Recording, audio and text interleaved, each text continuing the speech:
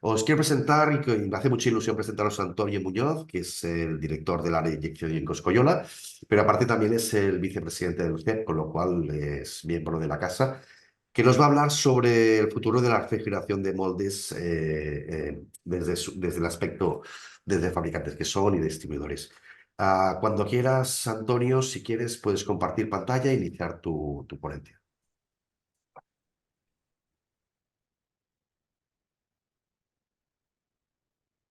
La presentación.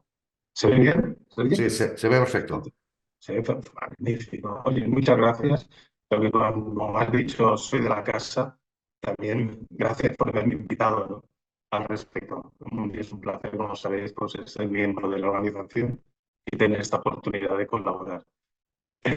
La presentación que quiero realizaros es una novedad mundial que se presentó en la pasada feria CAP. Perdón, Antonio, te oímos como metálico, te oímos ¿Sí? ¿Pueden te hablar oímos mejor? no, como distorsionado. Wow. Y A ver, antes no es antes te absolutamente oíamos nada. perfecto en la prueba, pero ahora te Hola, oímos. hola, hola. Ostras, no es absolutamente nada. ¿No mejora? ¿No? A No he ver, hecho nada de nada. No he tocado nada ni he hecho nada. Espera, te voy ah, a sacar. a ver, ahora parece que sí. Mejor.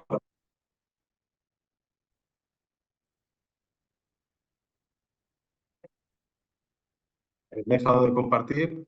Ahora sí que te oímos perfecto. A ver que no ¿Me sea. escuchas bien? Sí, Pues, ahora ostras, sí, ahora sí. pues lo A ver, único que he hecho ha sido bueno, compartir la presentación. ahora, a ver. ¿Verdad? Esto me está entendiendo. Ahora sí creo que te oímos bien, ¿eh? ¿Ya? ¿Sí? Sí. ¿Igual? ¿Bien? ¿Sí? Bien, sí, perfecto. Fantástico, estupendo. Bueno, la presentación va sobre una novedad que nuestro partner en refrigeración, la firma Frigel, en la cual pues, que yo la llevamos trabajando, tenemos conjuntamente desde hace 15 años, en la pasada Feria K, como saben todos, el referente en el mundo de los procesos de plástico, en todos ellos, inyección, soplado, extrusión, etcétera, pues se presentó este revolucionario sistema para integrar y mejorar la productividad del proceso de inyección de plásticos. El sistema es el microgel Syncro, que el Syncro es de sincronización en el proceso de refrigeración respecto al proceso básico de inyección de plástico. La idea, ¿cuál es? La idea básicamente es mejoras de la productividad, en un ejemplo de lo que teníamos actualmente ahora. Con este sistema se pueden llegar a mejoras en la productividad realmente muy grandes, en algunos casos rozando el 50% de mejora de ciclo y mejoras en aspecto, en la calidad de la misma de la pieza de plástico. Eh, como, como sabemos, cuando deseamos realizar una reducción de tiempo de ciclo o mejoras de lo que es la productividad, tenemos en el mundo de la inyección, tenemos básicamente tres partes o tres zonas troncales. Una que sería la máquina en sí, otra que sería el molde, el diseño del mismo, y un tercero que sería la mejora en la refrigeración. En esa mejora en la refrigeración tenemos varias series de opciones. Una, aumentar la velocidad de la inyectora. Tenemos oportunidad limitado, porque a veces la propia tecnología de la misma no da más de sí. La inversión, como bien saben todos, una parte importante de mi trabajo es vender máquinas de inyección de plástico. Tiene unos costes altos o muy altos y lo que es el payback, el retorno de esa inversión también se hace muchas veces a lo largo de bastantes años. Molde, un poco lo mismo. Tenemos unas mejoras en el molde.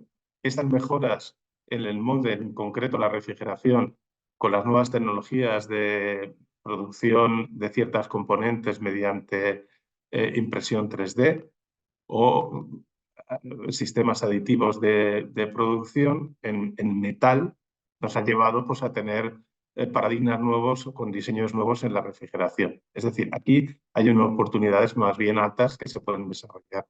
La inversión sigue siendo muy alta, exactamente a un nivel similar de la inyectora, y el retorno de esa inversión acostumbra a ser también de años.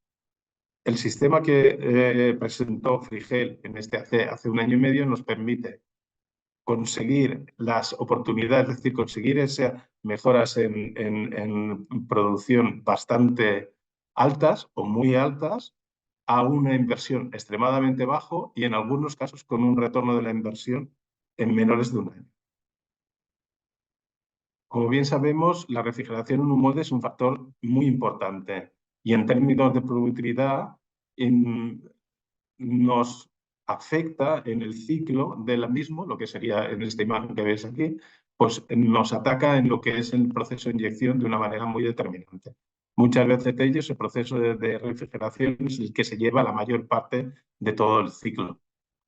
Las mejoras en ese proceso de refrigeración nos llevan pues, a influir en tener menor o mayor productividad, y notamos también que poco a poco hay un interés por parte del mercado, ya bien sea desde el punto de vista de moldes, en mejoras de la refrigeración, nuevos diseños, como en los clientes, en el cual hace años la refrigeración parecía que era algo que no había un peso específico muy grande o no había tecnologías muy grandes, y que desde hace aproximadamente 5 o 6 años están siendo un factor determinante a la hora de diseñar un molde, a la hora de poner el molde en marcha, a la hora de poder trabajar.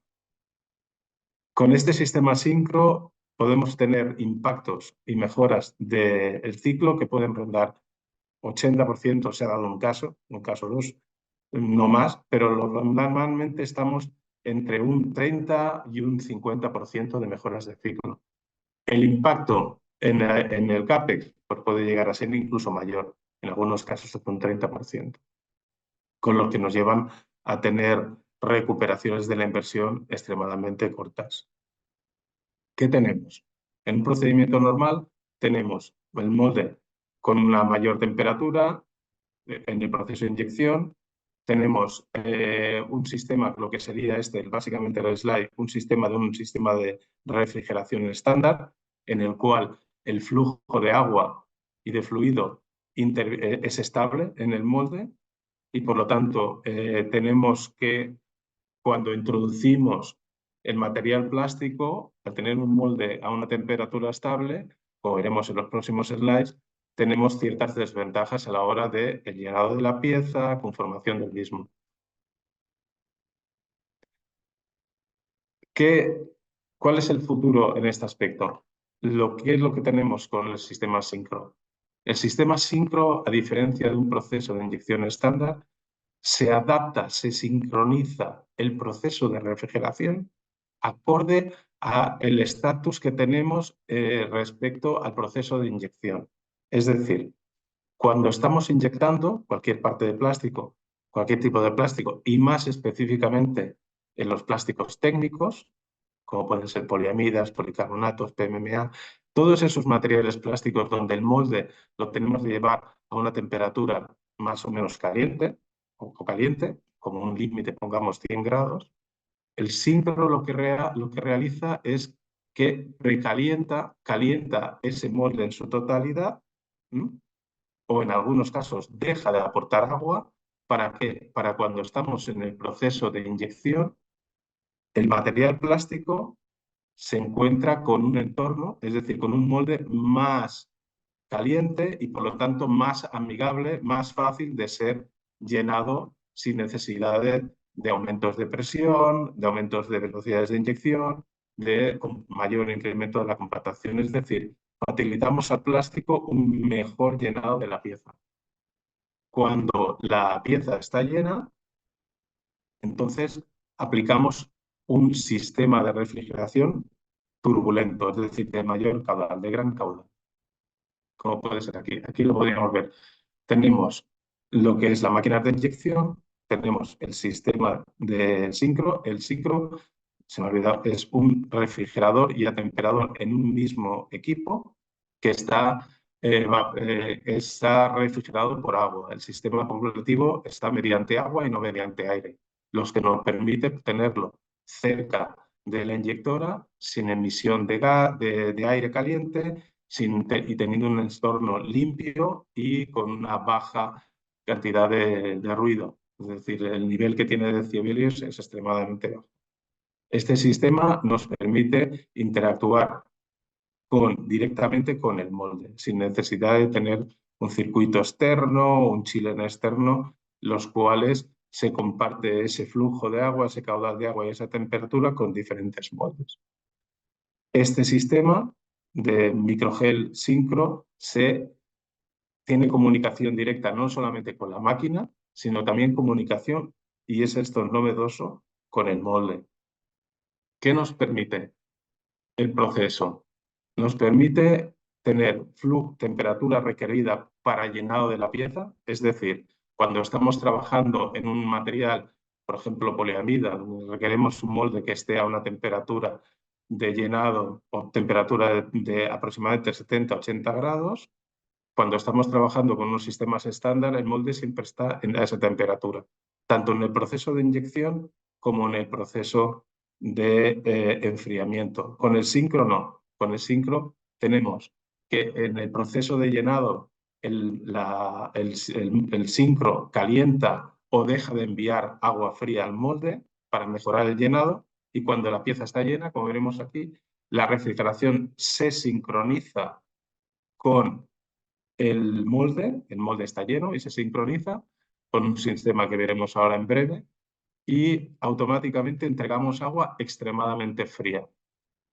¿Por qué? Porque la pieza está llena, completamente llena. Por lo tanto, no necesitamos, mejoramos muchísimo el ciclo, porque si enfriamos, por ejemplo, en este caso, a un agua a 10 grados, con la pieza llena, da igual que esté un material técnico como la poliamida en este caso, que teniendo un molde a 15 grados no podríamos haber llenado, no podría fluir dentro del molde, y que en este caso nos permitimos realizar una refrigeración, vamos a decir, explosiva.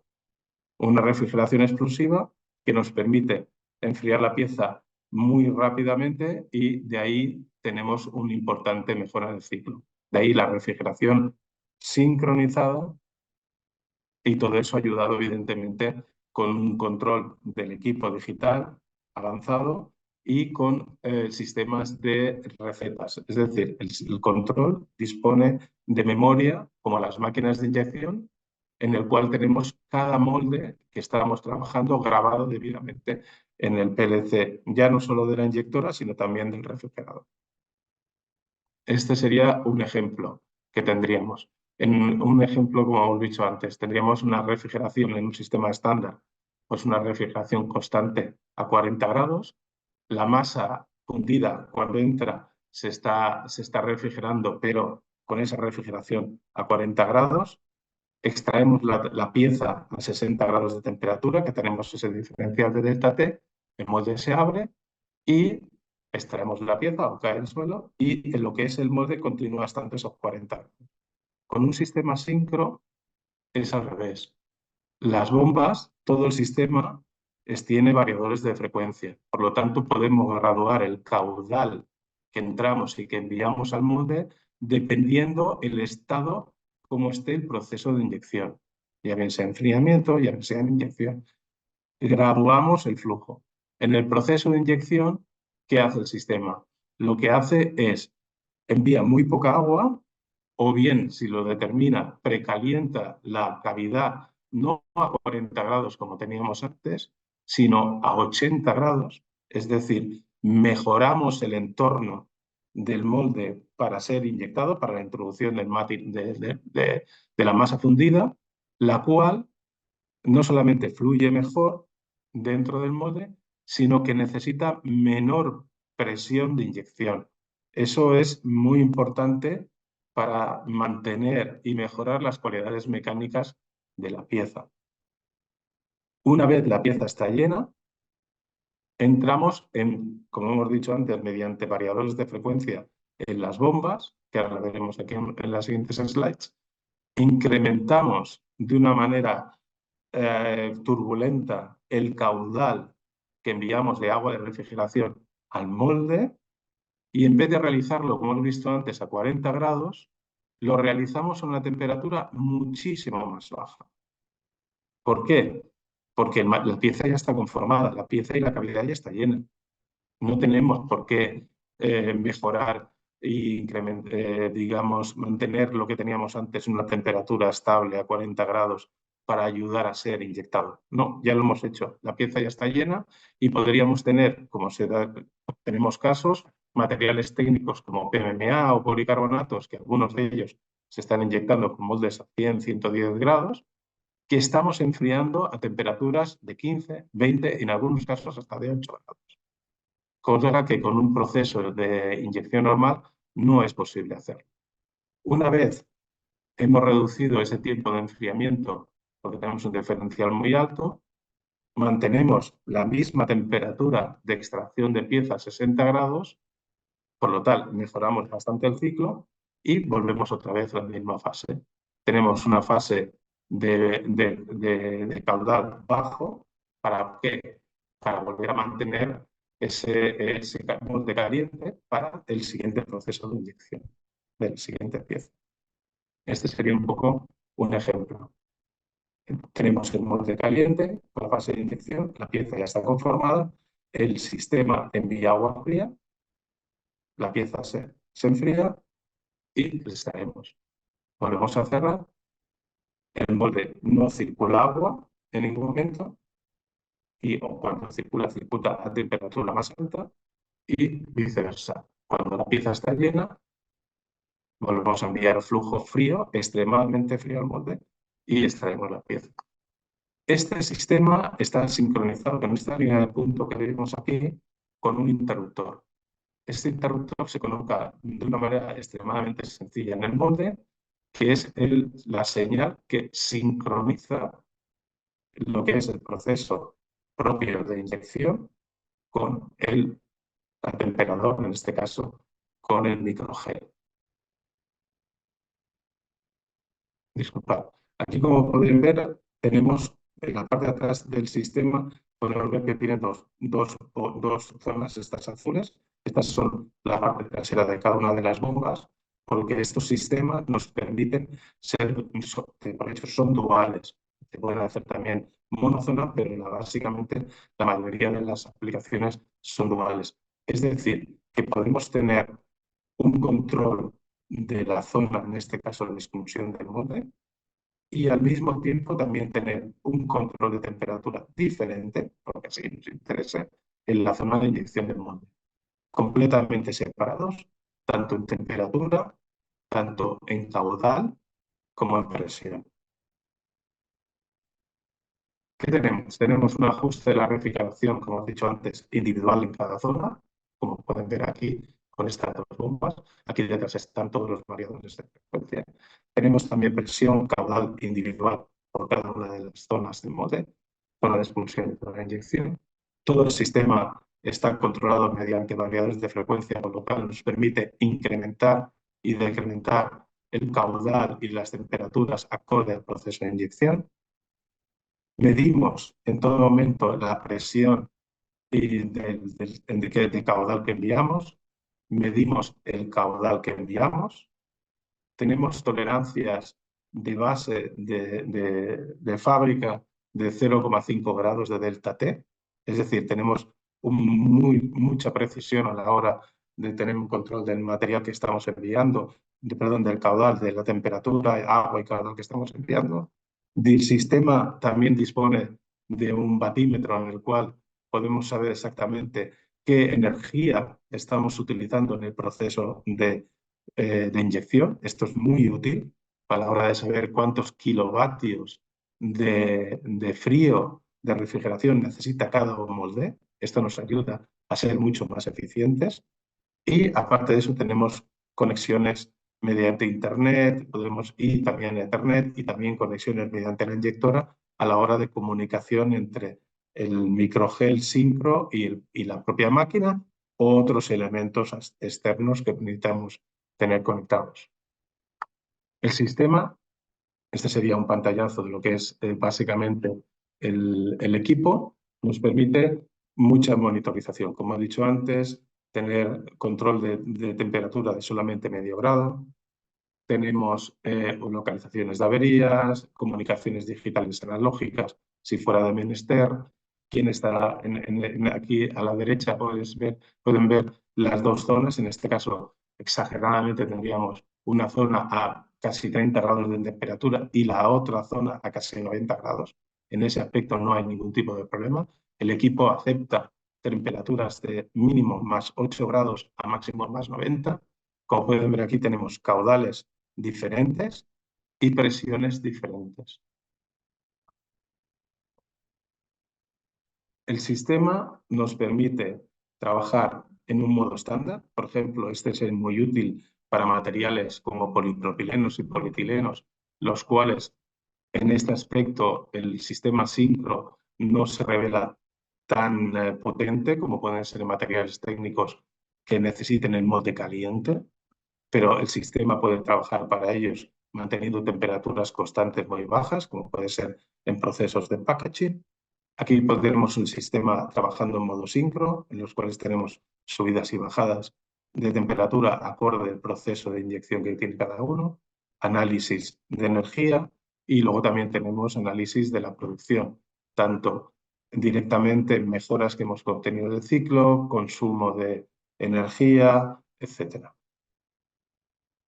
Aquí hay ejemplos de piezas que han sido realizadas físicamente, incluso fotografías, algunas de ellas, de los procesos en sí, en la cual tenemos pues, poliamida de 30% de fibra de vidrio, en los cuales tenemos el tiempo reales, las recetas. Recetas serían modos de temperatura que hemos estado aplicando a cada una del molde, y con las mejoras del ciclo que ponemos cada uno. El ciclo real en un proceso estándar de inyección estaba en 82 segundos y la mejora en este caso ha sido de 62 segundos, con una mejora de un 32%.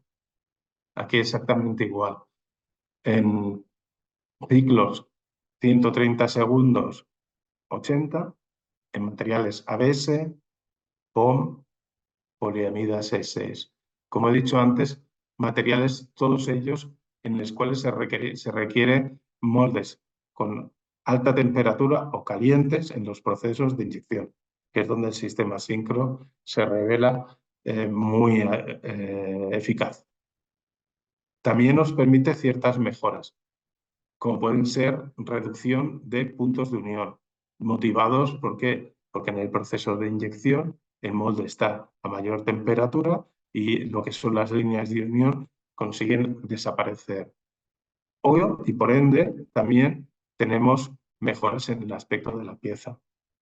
También tenemos mejoras en la resistencia de la pieza, la resistencia mecánica. Como he dicho antes, al tener un molde más caliente en el proceso de inyección, inyectamos a menor presión y por lo tanto conseguimos mejoras mecánicas, propiedades mecánicas mejoradas en las piezas, así como mejoras dimensionales. En este caso, en piezas planas, pues se reduce bastante el alabeo de las mismas. Es ideal en paredes gruesas, en materiales técnicos. Se han dado casos con un éxito extremadamente alto en PMMA, con piezas con gruesos de hasta 35 milímetros, que tenían tiempos de ciclo superiores a 400 segundos y que actualmente están por debajo de los 100 segundos. Y tenemos mejoras muy importantes en el alto brillo, en el brillo. A modos ya casi de conclusión, aumento de la productividad, alto retorno de la inversión, muy fácil de configurar y con memoria para utilizar en esa máquina el sistema con diferentes moldes, reducción de consumo de energía porque el sistema tiene variadores de frecuencia en las bombas, lo que nos permite ahorros significativos de energía. Reducimos también, un dato importante, los kilovatios de energía en los canales calientes de los moldes. Y un dato, quizás menos significativo, pero en algunas veces ha dado, que al mejorar y poder inyectar con menor presión la máquina podemos reducir su tamaño. Esto es más complicado, es verdad. Se ha dado en dos casos en el cual esa misma pieza, utilizando el sincro, se ha podido inyectar en máquinas algo más pequeñas. Fue el caso de unas 160 toneladas, poder ser inyectado en unas 120 toneladas, porque la presión de inyección, al ser más baja, la fuerza de cierre también, por ende, la podemos reducir. Esto sería una pequeña slide donde vemos pues, 20 pruebas realizadas. En esta de aquí no ha habido éxito por una configuración del molde. El molde tenía un diseño de refrigeración bastante pobre o poco actualizado, pero como pueden ver, en todo lo que son este tipo de materiales técnicos y en cavidades, las mejoras han sido muy significativas. Hay casos extremos como este de aquí hasta 68 y más por ciento en mejora del mismo. Y esto ha sido todo. Muchas gracias. Creo que me han sobrado 2 minutos. Sí, perfecto, Antonio. Muchísimas gracias por tu Gracias. presentación al nivel. Eso es lo que nos interesa a nosotros, estas presentaciones de las nuevas tecnologías que podemos aportar en este caso en el proceso de inyección. Vamos a ver si hay alguna pregunta y sí, tenemos algunas, ¿eh? Pilar nos dice que si serviría también para la inyección del caucho. Sería, sí, sí, sí, sí.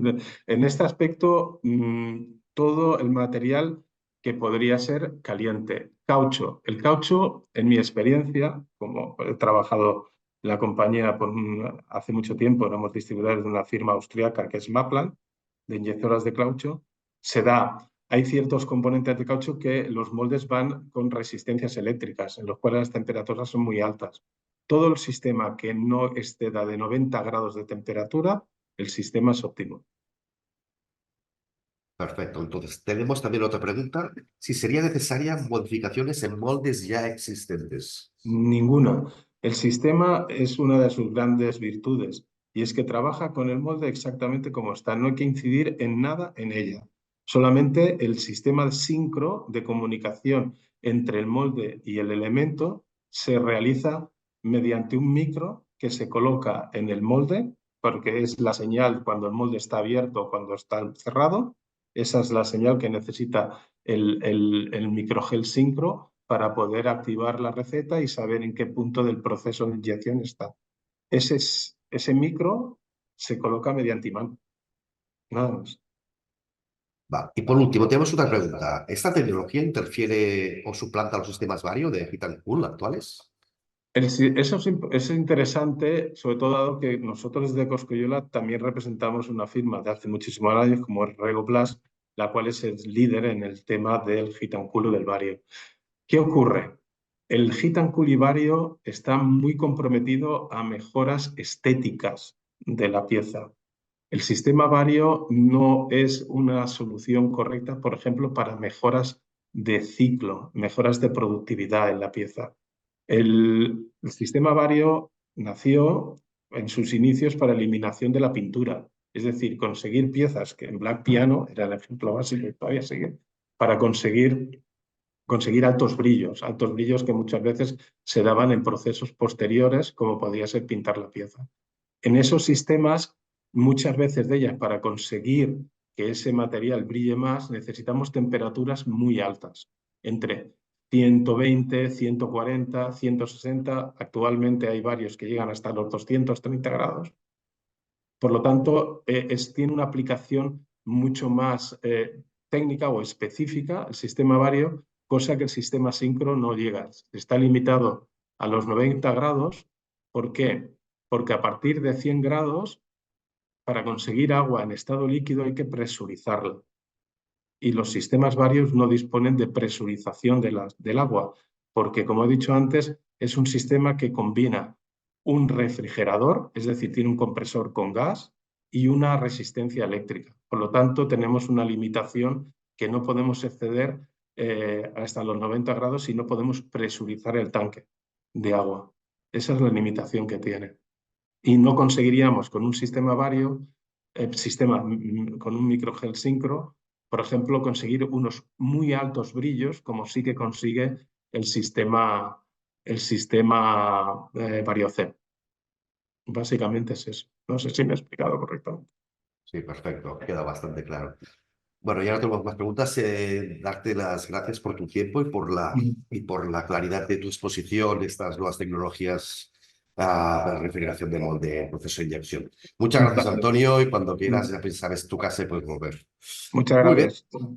Vamos a seguir con la siguiente ponencia. Tengo el placer de presentaros a Luis Spencer, especialista en aplicaciones en Paralab, que nos va a hablar de técnicas analíticas de caracterización de polímeros.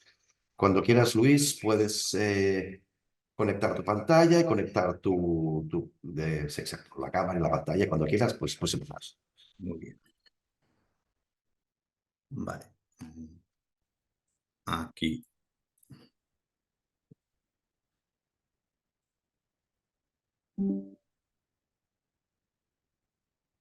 Aquí.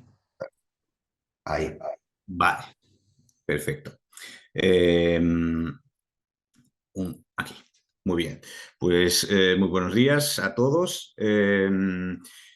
La ponencia, esta sería sobre técnicas analíticas de caracterización de polímeros. Esto será un poco nuestra agenda. Una breve introducción, luego técnicas de caracterización de polímeros, seguido de aplicaciones y, por fin, conclusiones. Eso será algo bastante práctico, con ejemplos muy prácticos, así que espero que os guste. Una introducción, bueno, esta será así también muy breve. Aquí un poco la historia, de los, del inicio de los polímeros y su producción y las fechas clave donde son marcos en la historia donde se va desarrollando y descubriendo nuevos materiales y nuevas aplicaciones.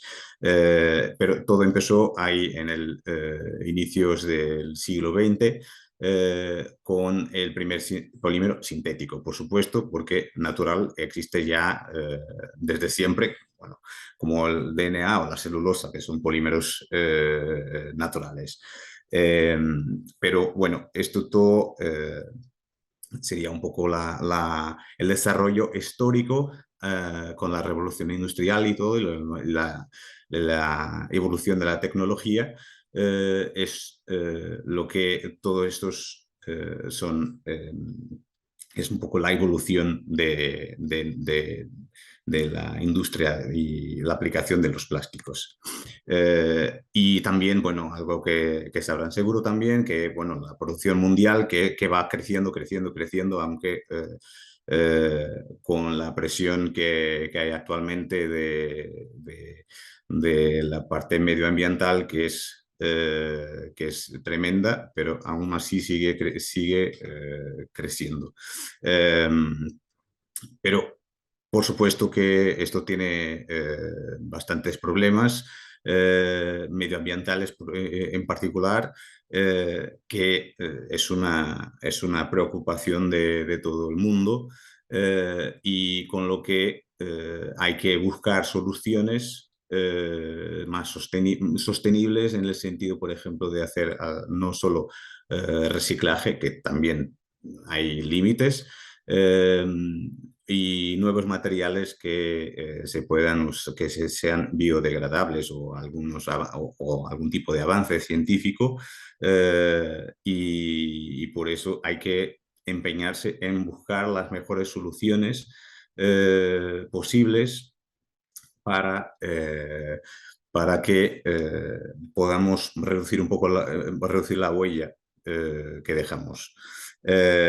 Pues eso sería una de las soluciones, los polímeros biodegradables, que eso, por supuesto, hay que tener como no solo inversión en investigación, pero también hay que optimizar todo el proceso de producción, eh, para que sea viable y rentable. Eh, pues aquí las principales razones porque utilizamos las técnicas analíticas es por un conjunto multivariado de propósitos, porque, por ejemplo, podemos utilizarlo para atender a estándares y especificaciones que nos distingue de la competencia, por ejemplo, y por eso también la evaluamos. Y todo esto es todo un ciclo, ¿no? Para que la pieza para que tengamos estrategias de producción o de diseño de materiales que aporten ciertas propiedades que tenemos que atender a la seguridad de la pieza de acuerdo con su uso final.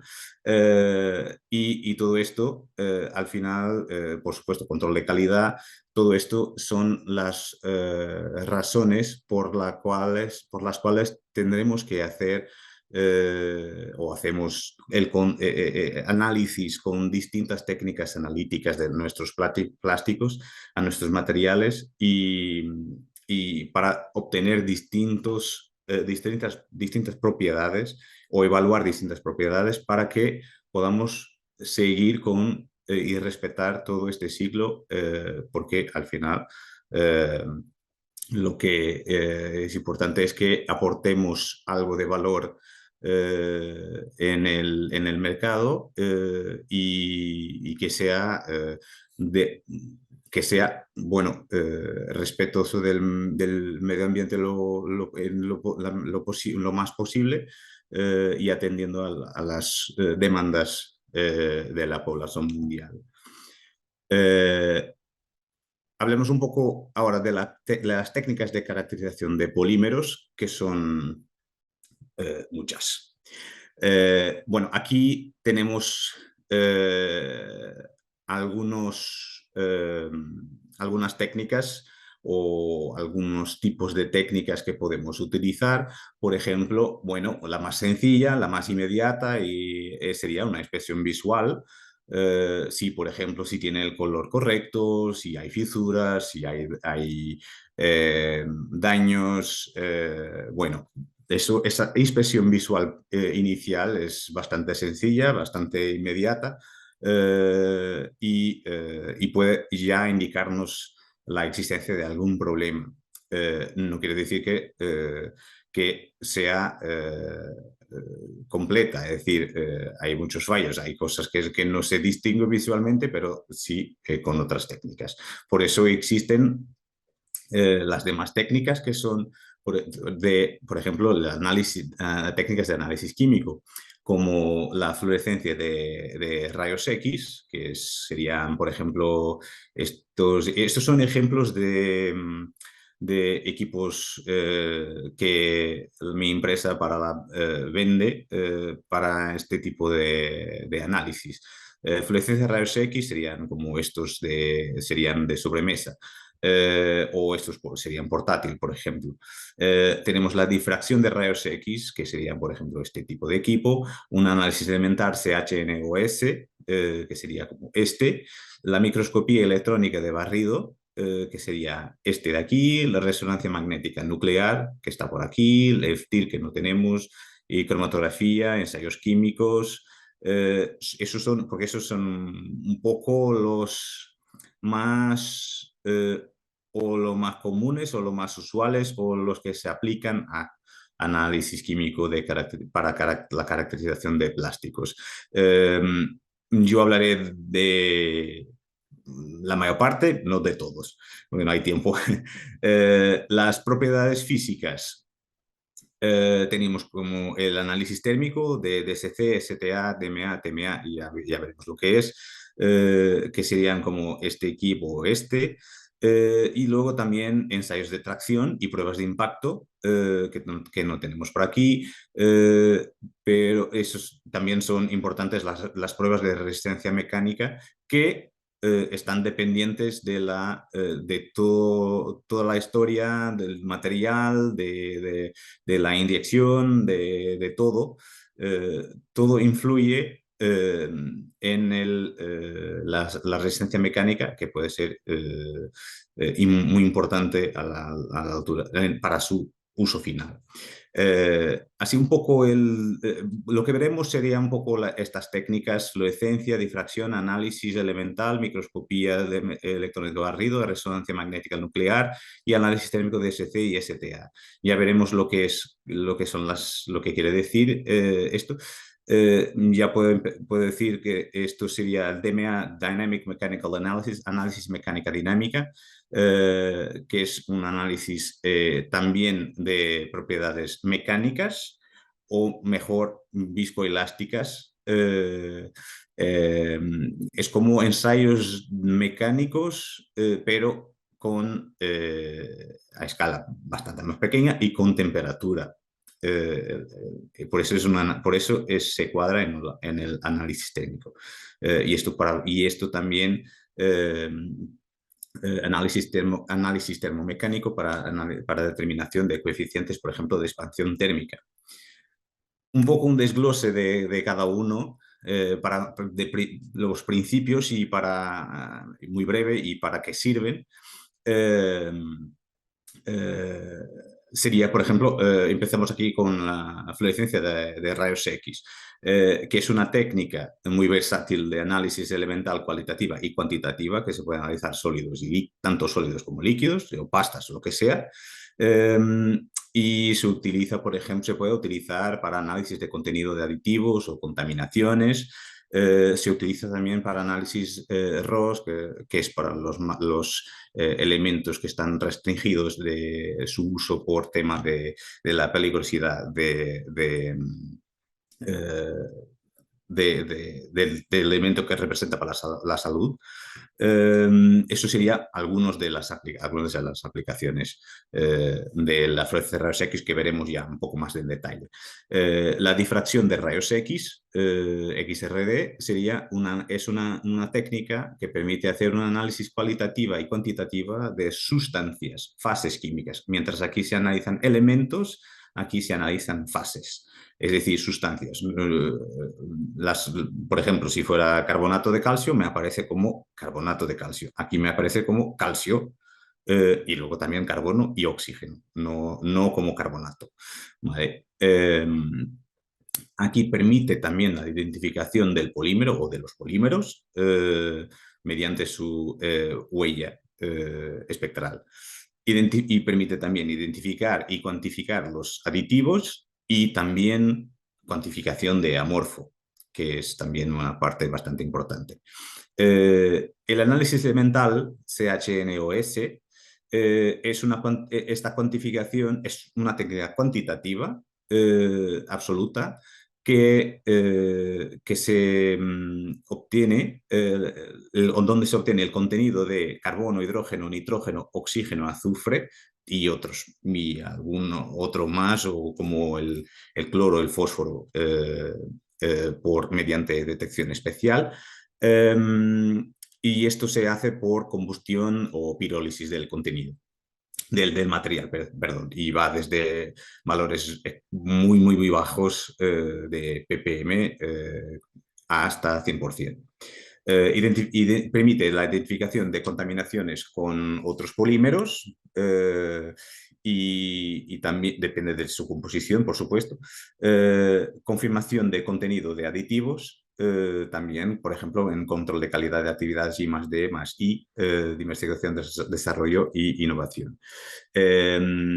Luego tenemos la microscopía electrónica de barrido, que es el SEM o el SEM-EDS, donde EDS es Energy Dispersive Spectroscopy, que es espectroscopía de dispersión de energía, que es muy similar a la fluorescencia de rayos X, es una técnica que permite un análisis visual y química y caracterización morfológica superficial y de rugosidad, caracterización de defectos porque es visual, y también con análisis químico. Permite también la determinación de tamaño de partícula, de diámetros de fibras, y hace análisis químico puntual, es decir, en un punto específico de la muestra que nos interese, o en una área, o para hacer algún mapeo. Y luego tenemos la técnica de resonancia magnética nuclear, que mide espectros obtenidos cuando se somete la muestra a un campo magnético y porque es sensible a su naturaleza y estructura químicas. Es un análisis rápida, es específica y cuantitativa de parámetros como, por ejemplo, la densidad o la masa molecular de polímeros. Y podemos hacer con esto también análisis de contenido de aditivos. Es un análisis muy rápida. Luego tenemos la calorimetría diferencial de barrido, que es el DSC, que es una técnica de análisis térmico y que mide un poco la liberación o consumo de calor en una muestra respecto a una referencia. Cuando hay algún tipo de cambio o físico o químico estructural en la muestra. Y con esto se nos permite un sinfín de aplicaciones como la detección y cuantificación de temperaturas y energías involucradas en procesos como fusión, cristalización, transición vítrea, bueno, reacciones de curado, reacciones de polimerización, oxidación, etc. Identificación y cuantificación de polímeros o de amorfo o de determinación también de capacidades caloríficas. Hay unas tantas otras aplicaciones, pero esto es ya más que suficiente. La termograviometría es una técnica también de análisis térmico como la DSC, que es basada en el cambio de masa de una muestra cuando se somete a un problema de temperatura. Cambio de masa, no necesariamente pérdida, normalmente pérdida, pero también puede ser ganancia, depende de la reacción. Permite hacer una cuantificación e identificación de aditivos, estabilidad térmica del polímero también es muy importante, cuantificación de polímeros mediante la descomposición completa, por ejemplo, por pirólisis o por combustión, dependiendo de la atmósfera que tengamos dentro del equipo, y permite también estudios cinéticos, entre otros. ¿Vale? Aquí, pasando un poco para las aplicaciones, hay que decir que las aplicaciones que os voy a enseñar han sido casi todas hechas por mí en nuestro laboratorio de Paralab que tenemos, donde tenemos los equipos, y son casos reales de problemas de clientes nuestros. Hay uno que no, que es el de RMN, que será el último, pero todos los demás son casos reales y con los resultados obtenidos. Pues, por ejemplo, para la técnica de TGA, teníamos una situación donde el objetivo sería determinación del porcentaje de cada polímero en una mezcla de PLA y PP.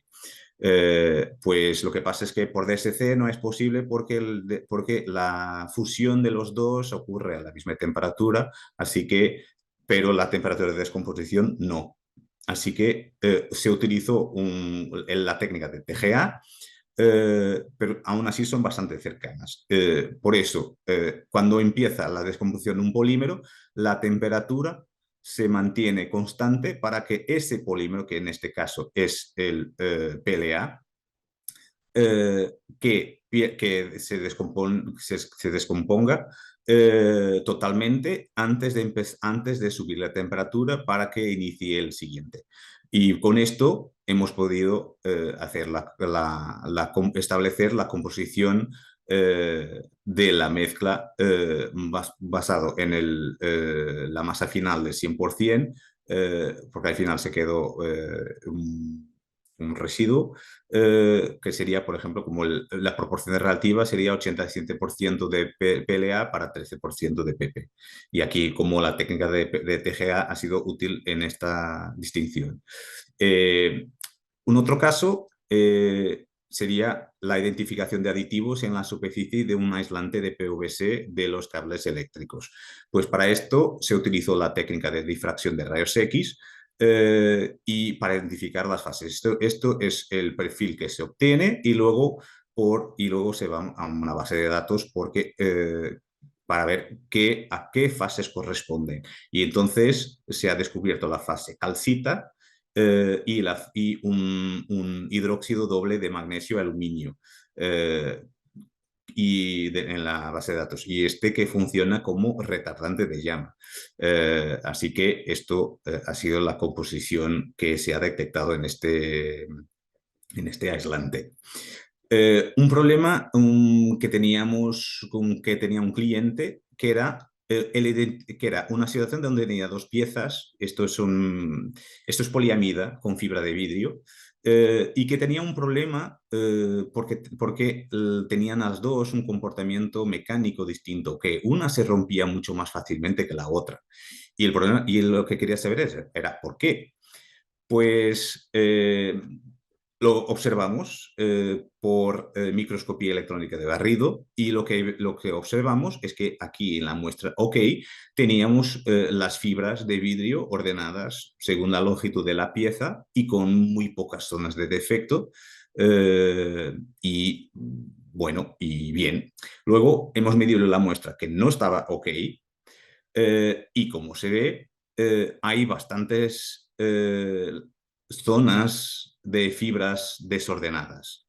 Es decir, y por esto ya no tenían un problema de resistencia de la pieza. Y esto, al final, y incluso como Antonio ha hablado anteriormente, era problemas del proceso de inyección. Y esto con el SEM ha sido posible detectar esta situación. Una otra de análisis elemental, que sería cuantificar el contenido de carbono y nitrógeno en formulaciones de resinas,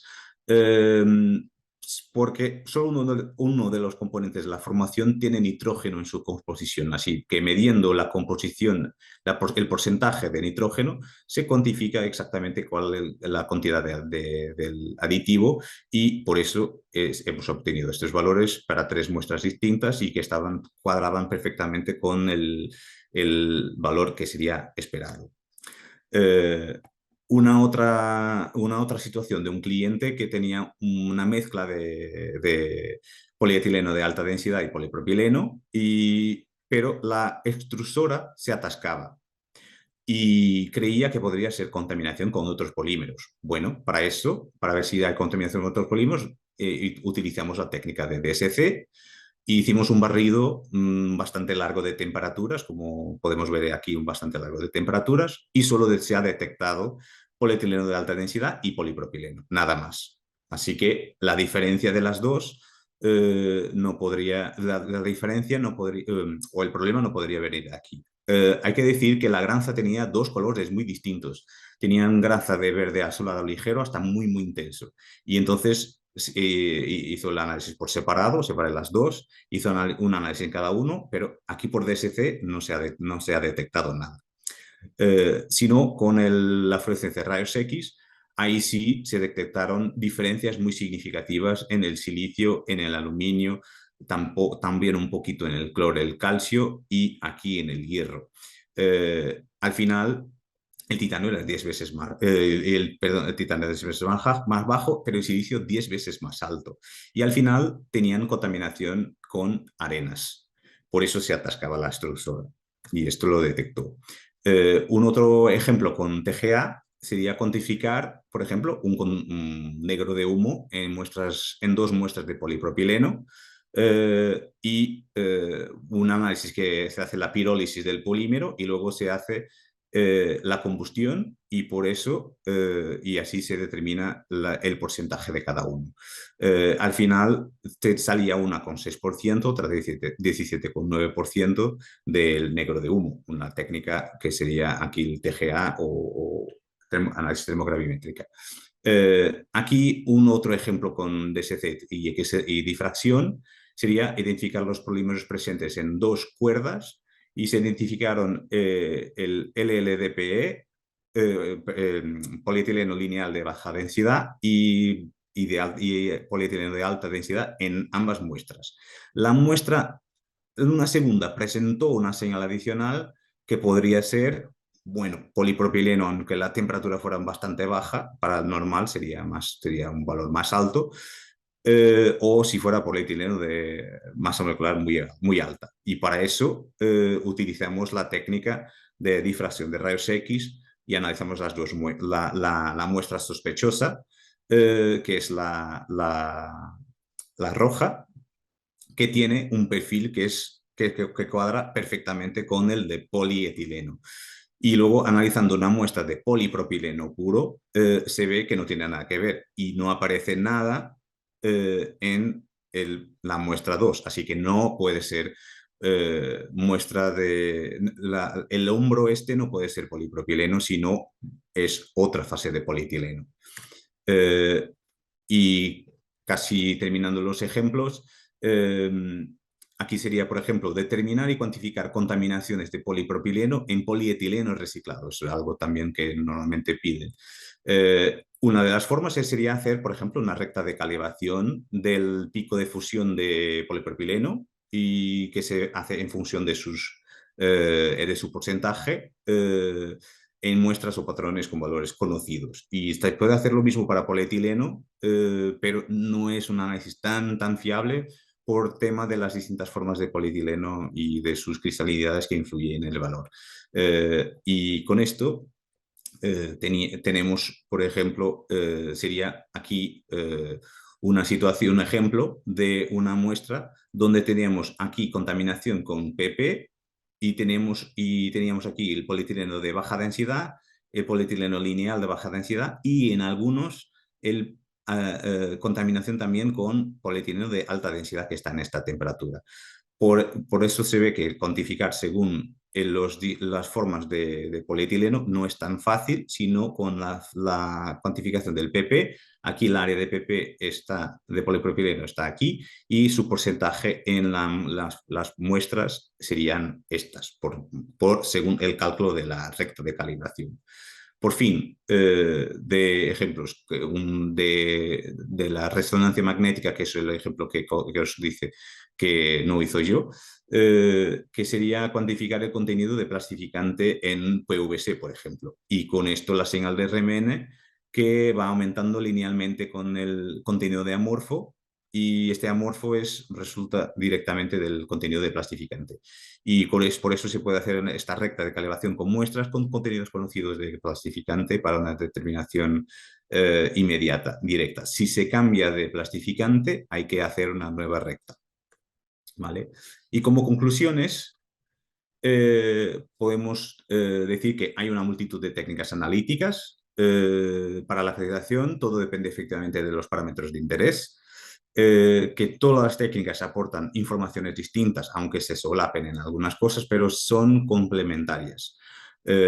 Y son absolutamente fundamentales en todo el control de calidad, sea de materias primas o sea de producto, y también durante todo el proceso productivo de apoyo, por análisis a productos de competencia y también el apoyo de desarrollo de actividades de I+D+I, que sería, por ejemplo, el control y caracterización de formulaciones o de nuevos materiales.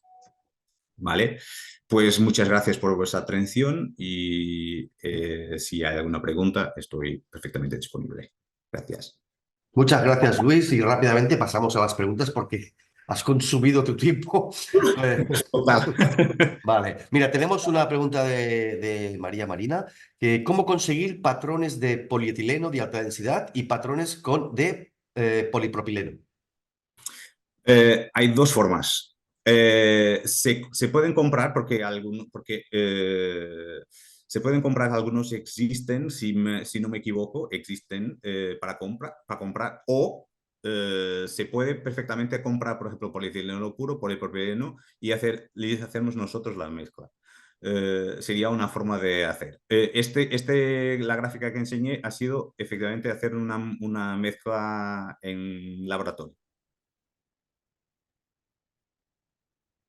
Perfecto, pues ya, bueno, ya tendréis el contacto de Luis con las presentaciones que se enviarán a posteriori, una vez finalizada la sesión.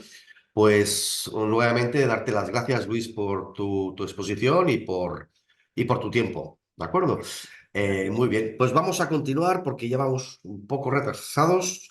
Tengo el placer de presentaros a José Luis Godes, es desarrollo de producto en Alfarben, que nos va a hablar sobre The Near Black Plastic Solution, pigmento negro, si no me equivoco. Cuando quieras, José Luis, puedes hacer tu presentación y compartir pantalla. Perfecto. Primero de todo, buenos días y dar la oportunidad al CEP, ¿no? por la oportunidad que nos ha dado para presentar y ver el producto que tenemos para enseñaros. Y nada, empezamos con ello. Sí, creo que se me escucha bien, ¿no? Y se ve bien la pantalla, ¿no? Perfecto. Nada, primero un poquito que conocer quiénes somos nosotros. Pues bueno, Alfarben es una empresa familiar, una multinacional, fundada en 1963 y nos dedicamos a proveer, pues al final, servicios, soluciones, productos, tanto en el mercado en cerámico, que es donde empezamos, pero ya luego nos expandimos a un montón de mercados, tanto como el vidrio, los recubrimientos, plásticos y construcción. Entonces, en este momento vamos a contar una solución que tenemos para el mercado de plásticos. Y un poquito para que nos situéis, aquí es como empezamos, con un pequeño almacén en 1963. Y a esta hora son las actuales instalaciones que tenemos. Bueno, estamos aquí, en Alfarben, que es donde hacemos toda la fabricación de pigmento, pues para el mercado del plástico. Y luego, pues nada, pues podemos llegar a más de 130 países a través de 29 filiales. Un poquito para dar un poquito la idea, que somos una multinacional, pero con todos los headquarters y todo el I+D, pues aquí en España. ¿Qué me trae aquí? Pues me trae hoy aquí, sería la presentación de lo que es el Art Black, que es una solución de un pigmento negro para reciclaje y que nos facilita pues ahora todo el tema de la economía sostenible y de la circularidad. O sea, antes de presentar en sí el pigmento, pues me hará falta pues, poner un poquito en contexto el problema actual que existe tanto con el reciclaje, la separación y en sí el producto negro hecho con carbon black, que es lo habitual. Todos estamos ya muy concienciados con el tema de la sostenibilidad. Sí, incluso nos están poniendo por ley la necesidad de tener en cada vez más y más plásticos reciclados dentro del producto final. Y una de las problemáticas que existe es sobre todo realizar una correcta clasificación, ¿no? Un correcto sorting. Este sorting nos va a permitir, si está bien hecho, pues disponer de cada vez más material, evitar ese desperdicio de esa fuente valiosa y, por consiguiente, pues esa pérdida de rentabilidad que tenemos. De nada va a servir tener una concienciación que tenemos nosotros como usuarios de echar pues nuestro envase en el contenedor amarillo, pues toda la sistemática de camiones de recogida, si al final cuando va a los centros de clasificación el polímero, pues para saber si la botella es polipropileno, polietileno o de qué está hecho el componente, que al final es el kit de la cuestión, es devolver a la cadena de valor el material de origen, pues de nada va a servir si no es posible realizar esa clasificación, ese sorting de una forma eficaz, rápida y económica. Entonces, un poquito la explicación iría por ahí. ¿Cómo funciona? Primero, poner un poquito las bases de cómo funcionan estas cadenas de sorting, estas líneas de clasificación. Poneros en la idea que nosotros como usuarios, cuando acabamos de consumir un envase, una bandeja de un lineal de un supermercado, pues la tiramos en el contenedor amarillo que tenemos cerca de nuestras casas. Pues al final, todos esos en plásticos, pues viene un camión de transporte que lo lleva a un centro de clasificación y ahí el principal objetivo es saber el polímero base con el que está fabricado, ¿no? Si es polietileno, si es polipropileno, si es PET, de forma que al final podemos hacer esa clasificación. Esto, al final, lo que vienen por líneas de mezclado del plástico, el plástico se va triturando, hay distintas etapas, hasta que al final, finalmente, va por unas cámaras de NIR, unas cámaras de infrarrojo cercano, que son unas cámaras, unos sensores que lo que van a hacer es iluminar los pigmentos y devolver en el rango en infrarrojo cercano, pues una reflexión. Y como pondríamos aquí en la diapositiva, la ventaja de ese tipo de longitudes de onda, que irían desde los 800 nanómetros hasta los 1500 nanómetros, es que cada plástico tiene un espectro característico. Es como si dijéramos su huella dactilar. Entonces, el polipropileno, el PVC, el PET emiten unos espectros característicos de reflexión, por tanto, es muy fácil identificar cuál es el polímero adecuado. Y de esta forma, esto sería un pequeño ejemplo que realizamos con Tomra, que es una de las casas de clasificación de equipamiento de NIR a nivel europeo que tiene más renombre, en el que podéis ver cómo se vería una bandeja transparente. una bandeja transparente sobre la cinta de clasificación, pues en este caso se refleja perfectamente de la cinta negra de Carbon Black, perfectamente, y en este caso el sistema lo ve de un color azul y sabe que es en polipropileno.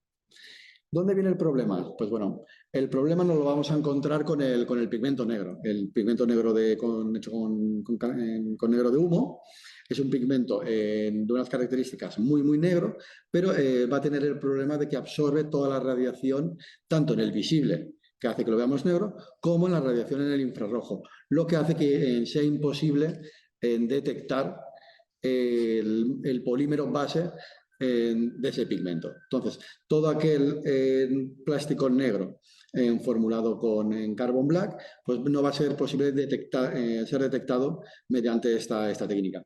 Y al final son plásticos que dentro de la cadena de valor en la etapa de clasificación no se sabe qué polímero es y se va al montante de plástico común y se recupera o se valoriza pues, mediante otras técnicas, que sea ir a vertedero o mediante incineración, ya que no es posible saber de una forma rápida y eficaz qué tipo de polímero es.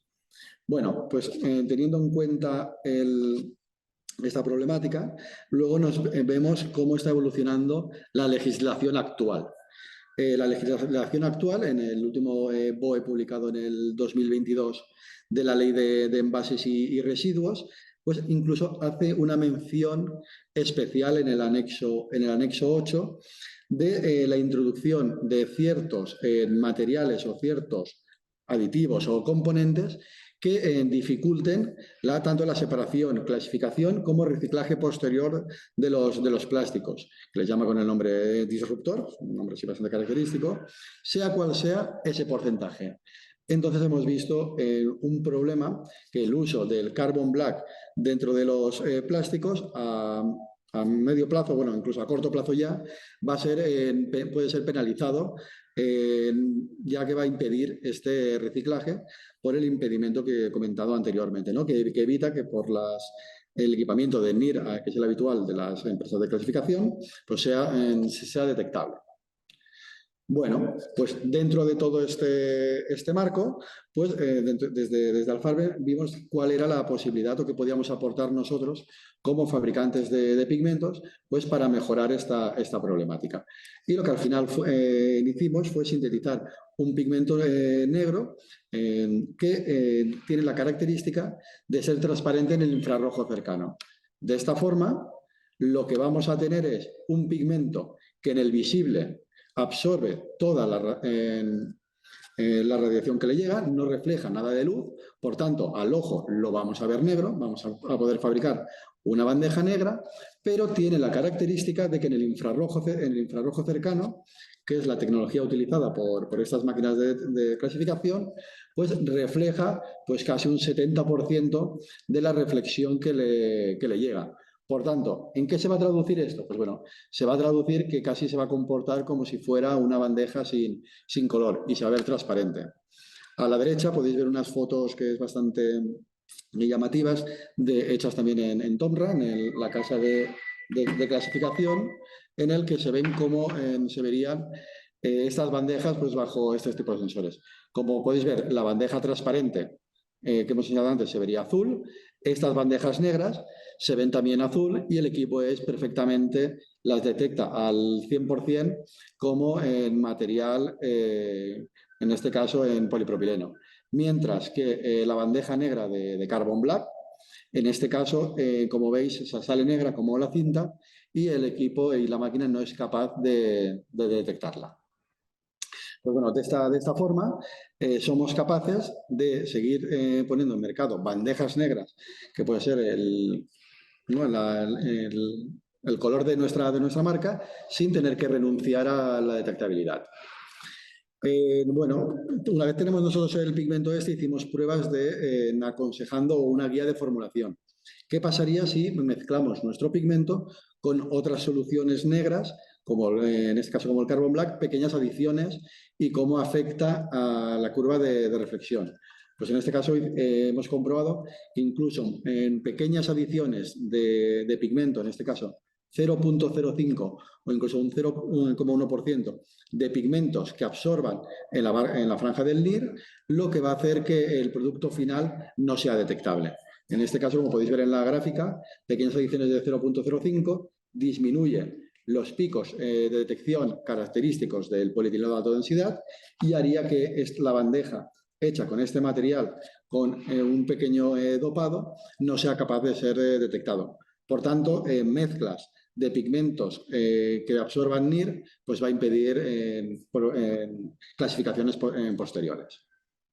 Bueno, pues una vez entendido la problemática existente y la solución que hemos aportado, que sería el pigmento Stear Black, vimos de qué forma ir un poquito más allá, ¿no? De qué forma dar una solución al mercado en función de las distintas aplicaciones existentes. Así, de esta forma, digamos que tenemos 4 versiones con la misma tecnología. Una versión que estaría enfocada más para aplicaciones de alto espesor, como podrían ser en botes o tipo en maceteros, hechos por moldeo de inyección. En este caso, el producto iría solo con monopigmento. Nuestro pigmento sería suficiente para tener una coloración negra muy intensa y aceptable, y sería para aplicaciones pues, de espesores alrededor de 1 milímetro. Para otro tipo de espesores tendríamos otra calidad en la que vamos mejorando lo que sería la opacidad del producto. Siempre serían productos que vamos aumentando la opacidad, por tanto se pueden utilizar para aplicaciones de espesores más pequeños. En este caso, pues para termoconformado, soplado, para lámina, para el tema de bandejas, y siempre se podría utilizar el pigmento de forma solitaria, haciendo un monopigmento, teniendo prestaciones negras suficientemente neutras. Y finalmente tendríamos dos calidades, que en este caso me he llamado C y D. En este caso serían para aplicaciones donde el nivel de espesor son muy bajos, que en este caso serían 0,03 o incluso menores, en que a veces puede ser necesario modificar la tonalidad del producto mezclándolo con otro tipo de pigmentos, tanto con pigmentos orgánicos, en lo que se puede virar un poco el tono hacia tonalidades más azuladas, o buscando el tono a veces es más jet cool, que a veces se va buscando, siempre manteniendo las propiedades de reflexión en el NIR. Y sobre todo lo que es importante, que en todas las aplicaciones que estoy comentando, incluso en las más finas, de espesores de 0,1 milímetros, que puede ser para una bolsa de basura o para el tema de film, en todo caso el producto también hemos mantenido como importante que no sea magnético. Porque otro de la problemática que hay en este tipo de productos o similares que hay en el mercado es que tiene un magnetismo alto y puede dar problemas a la hora de inyectar o extruir al pensar que son en partes metálicas que se han podido romper. Bueno, pues de esta forma son las 4 versiones de producto que tenemos, y durante tanto el desarrollo del producto como de la evaluación hemos realizado, no nos hemos quedado simplemente en fabricar el pigmento, sino que lo hemos testeado en situaciones reales de clasificación. En este caso fueron unas pruebas que se realizaron en Alemania con el proveedor de maquinaria en Tomra, una colaboración que hicimos, en el que pusimos nuestras bandejas de polietileno junto con basura real. Entonces, como podéis ver en esta parte de la cinta, aquí aparece el material clasificado y el material separado, y como podéis ver aparecen botellas transparentes, que es lo habitual, junto con una bandeja negra, con lo cual valida que el sistema, el pigmento, es 100% detectable y permite una clasificación y un sorting de forma eficaz y de forma rápida, ¿no? Que es el kit de la cuestión. Y al final, casi para terminar la ponencia y lo que estaba comentando, cuidado con los conceptos. Estamos viendo en el mercado que no todo es lo mismo. O sea, que algo que sea reciclable no tiene por qué ser que se haya hecho con material reciclado, no tiene por qué ser luego reciclable. Entonces, hay veces que aparece el carbon free, no significa que sea inclasificable. O sea, podemos tener producto hecho sin pigmento, sin negro de humo, pero que tenga pigmentos inorgánicos que tengan esa absorción en el NIR, con lo cual tampoco servirían. O productos que están hechos con plástico reciclado, pero que al llevar carbón no son reciclables en etapas posteriores. Entonces hay que ver mucho cuidado a veces con el etiquetado, que no todo lo que es reciclado luego puede ser reciclable. Y ya para finalizar, un pequeño vídeo.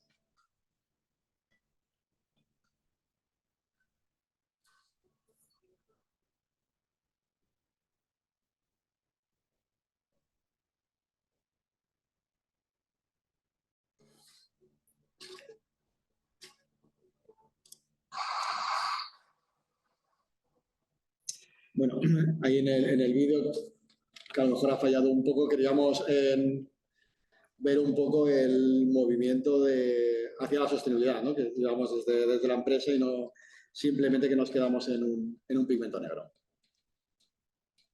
Muchas gracias, José Luis, por tu presentación. Vamos a ver si hay alguna pregunta. Pues creo que sí, tenemos alguna, ¿eh? Dicen, ¿es posible utilizar este pigmento negro en otros sectores como automoción o electrónica?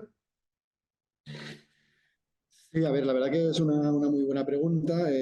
Sí que hemos enfocado un poco la presentación para el packaging, que es donde la normativa a partir del 2019-2020 cambió más con el uso de envases monousos, pero la tecnología es la misma, con lo cual las respuestas sí se pueden usar en otros sectores, tanto en automoción como en eléctrico e electrónico, ya que nosotros al ofrecer el pigmento en polvo y al ser un pigmento inorgánico que puede ser utilizado hasta altas temperaturas, se puede utilizar en cualquier tipo de polímero. En eso no hay ningún tipo de inconveniente, con lo cual sí, la concepción que sería sí que se puede utilizar en otros mercados sin problema. Perfecto. Y también otra pregunta, ¿hay alguna limitación al combinar el pigmento con otras cargas?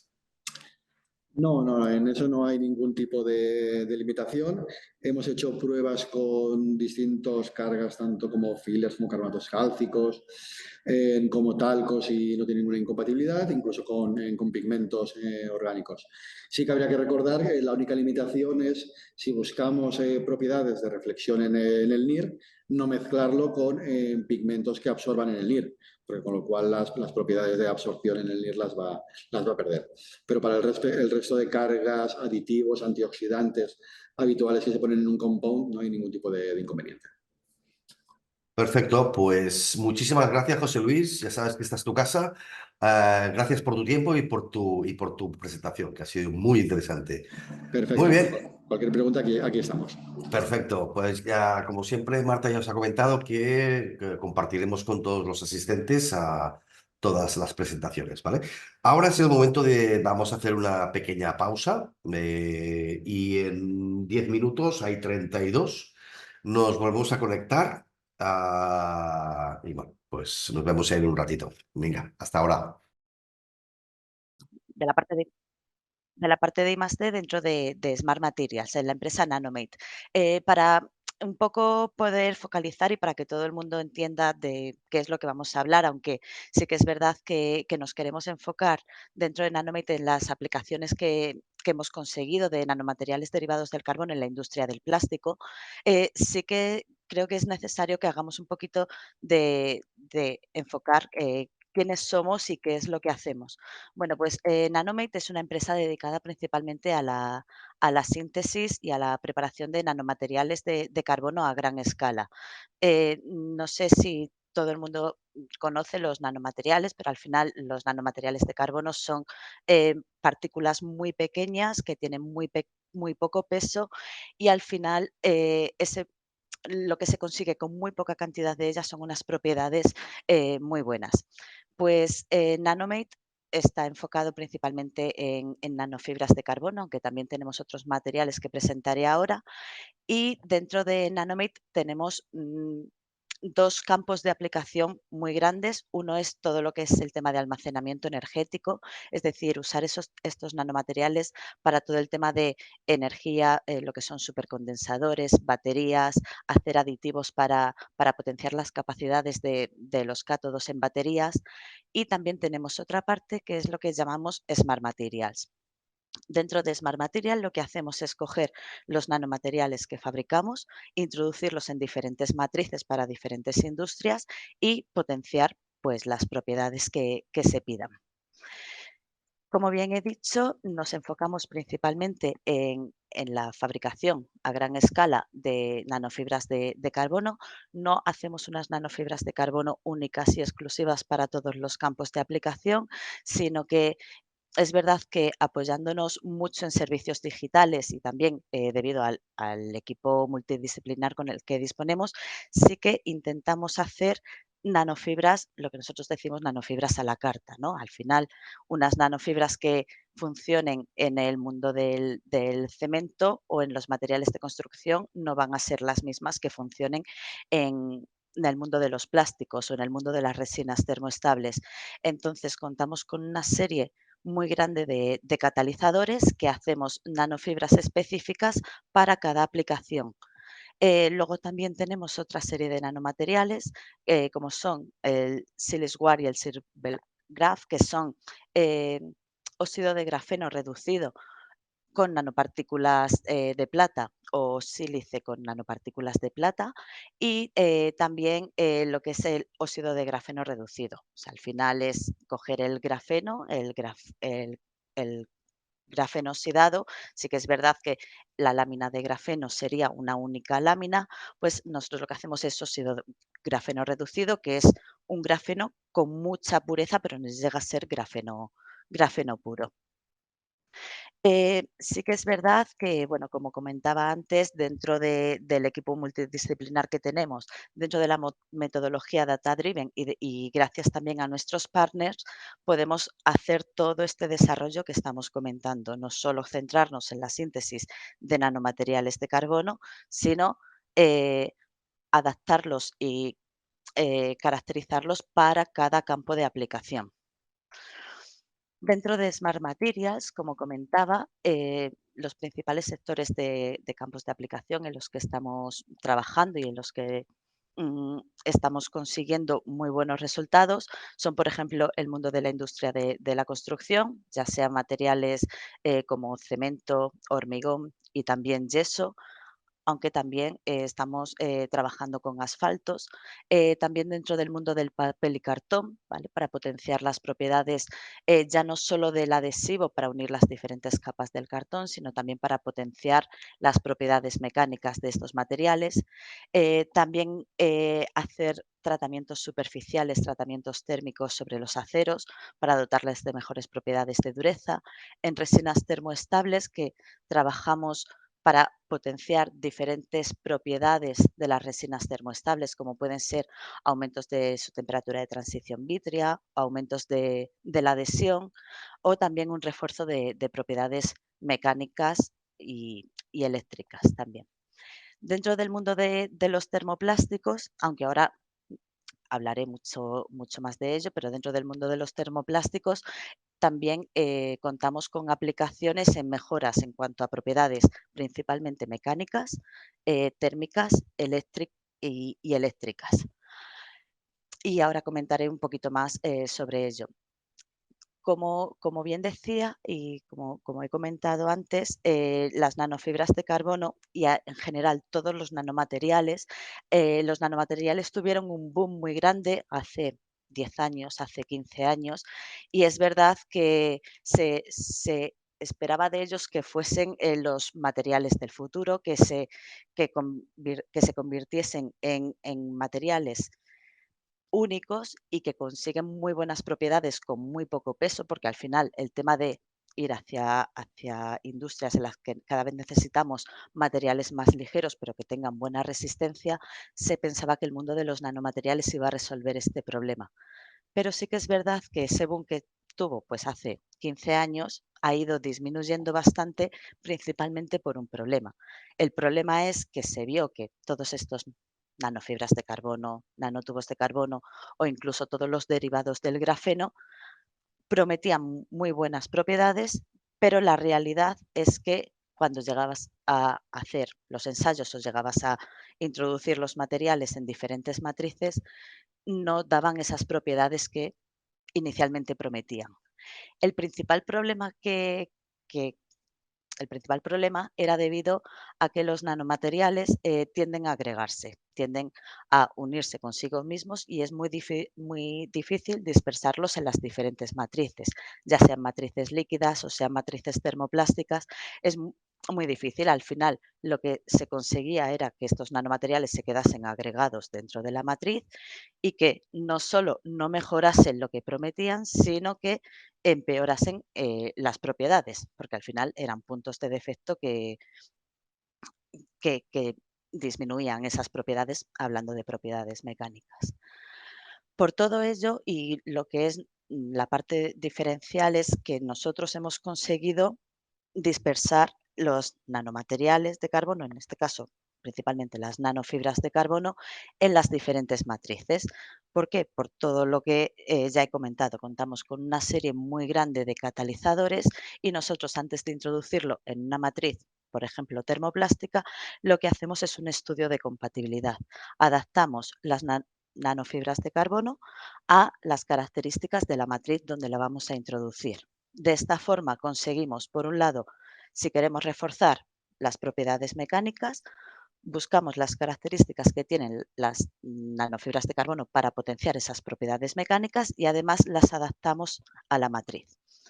¿Vale? Entonces es lo que comento aquí abajo en esta slide. Primero fijamos las propiedades objetivo, qué es lo que queremos mejorar, qué propiedad o cuál es el reto para conseguir una propiedad mejorada. Luego hacemos un estudio de viabilidad tecnoeconómica, porque otro problema que tenían los nanomateriales de carbono era su elevado coste. Al final pueden ser muy viables técnicamente, pero si no son viables económicamente, hay veces que en ciertas industrias no puedes entrar porque los costes no te salen, la relación coste-beneficio no es viable. Después de esto, y una vez que sabemos que somos capaces de conseguir esas propiedades objetivo y que estamos dentro de los límites económicos, hacemos el diseño de los nanomateriales a la carta, que por un lado potencien esas propiedades y que por otro lado sean compatibles con la matriz. Después de eso hacemos la optimización del proceso de dispersión, evaluamos las propiedades y generamos un concentrado. Otra cosa que Nanomate no hace, no suministramos el material en polvo. ¿Por qué? Porque al final el tema de los nanomateriales, aparte de los problemas económicos, aparte de los problemas de dispersión, está todo el tema de normativa en cuanto a seguridad. Cada vez hay leyes o están en un limbo dentro del mundo de las normativas y de la seguridad, de que no se sabe si los nanomateriales son seguros o no debido a lo pequeños que son y los problemas que puedan generar frente a la salud. Entonces, con respecto a esto, en Nanomate nunca suministramos el material en polvo como tal, sino que siempre lo hacemos concentrado en la matriz en la que nos pidan. Pues si es una matriz de polipropileno o de algún plástico, generamos un master batch. Si es en una matriz de un termoestable, pues hacemos un concentrado en alguno de los componentes de la matriz o también hacemos concentrados sólido-sólido.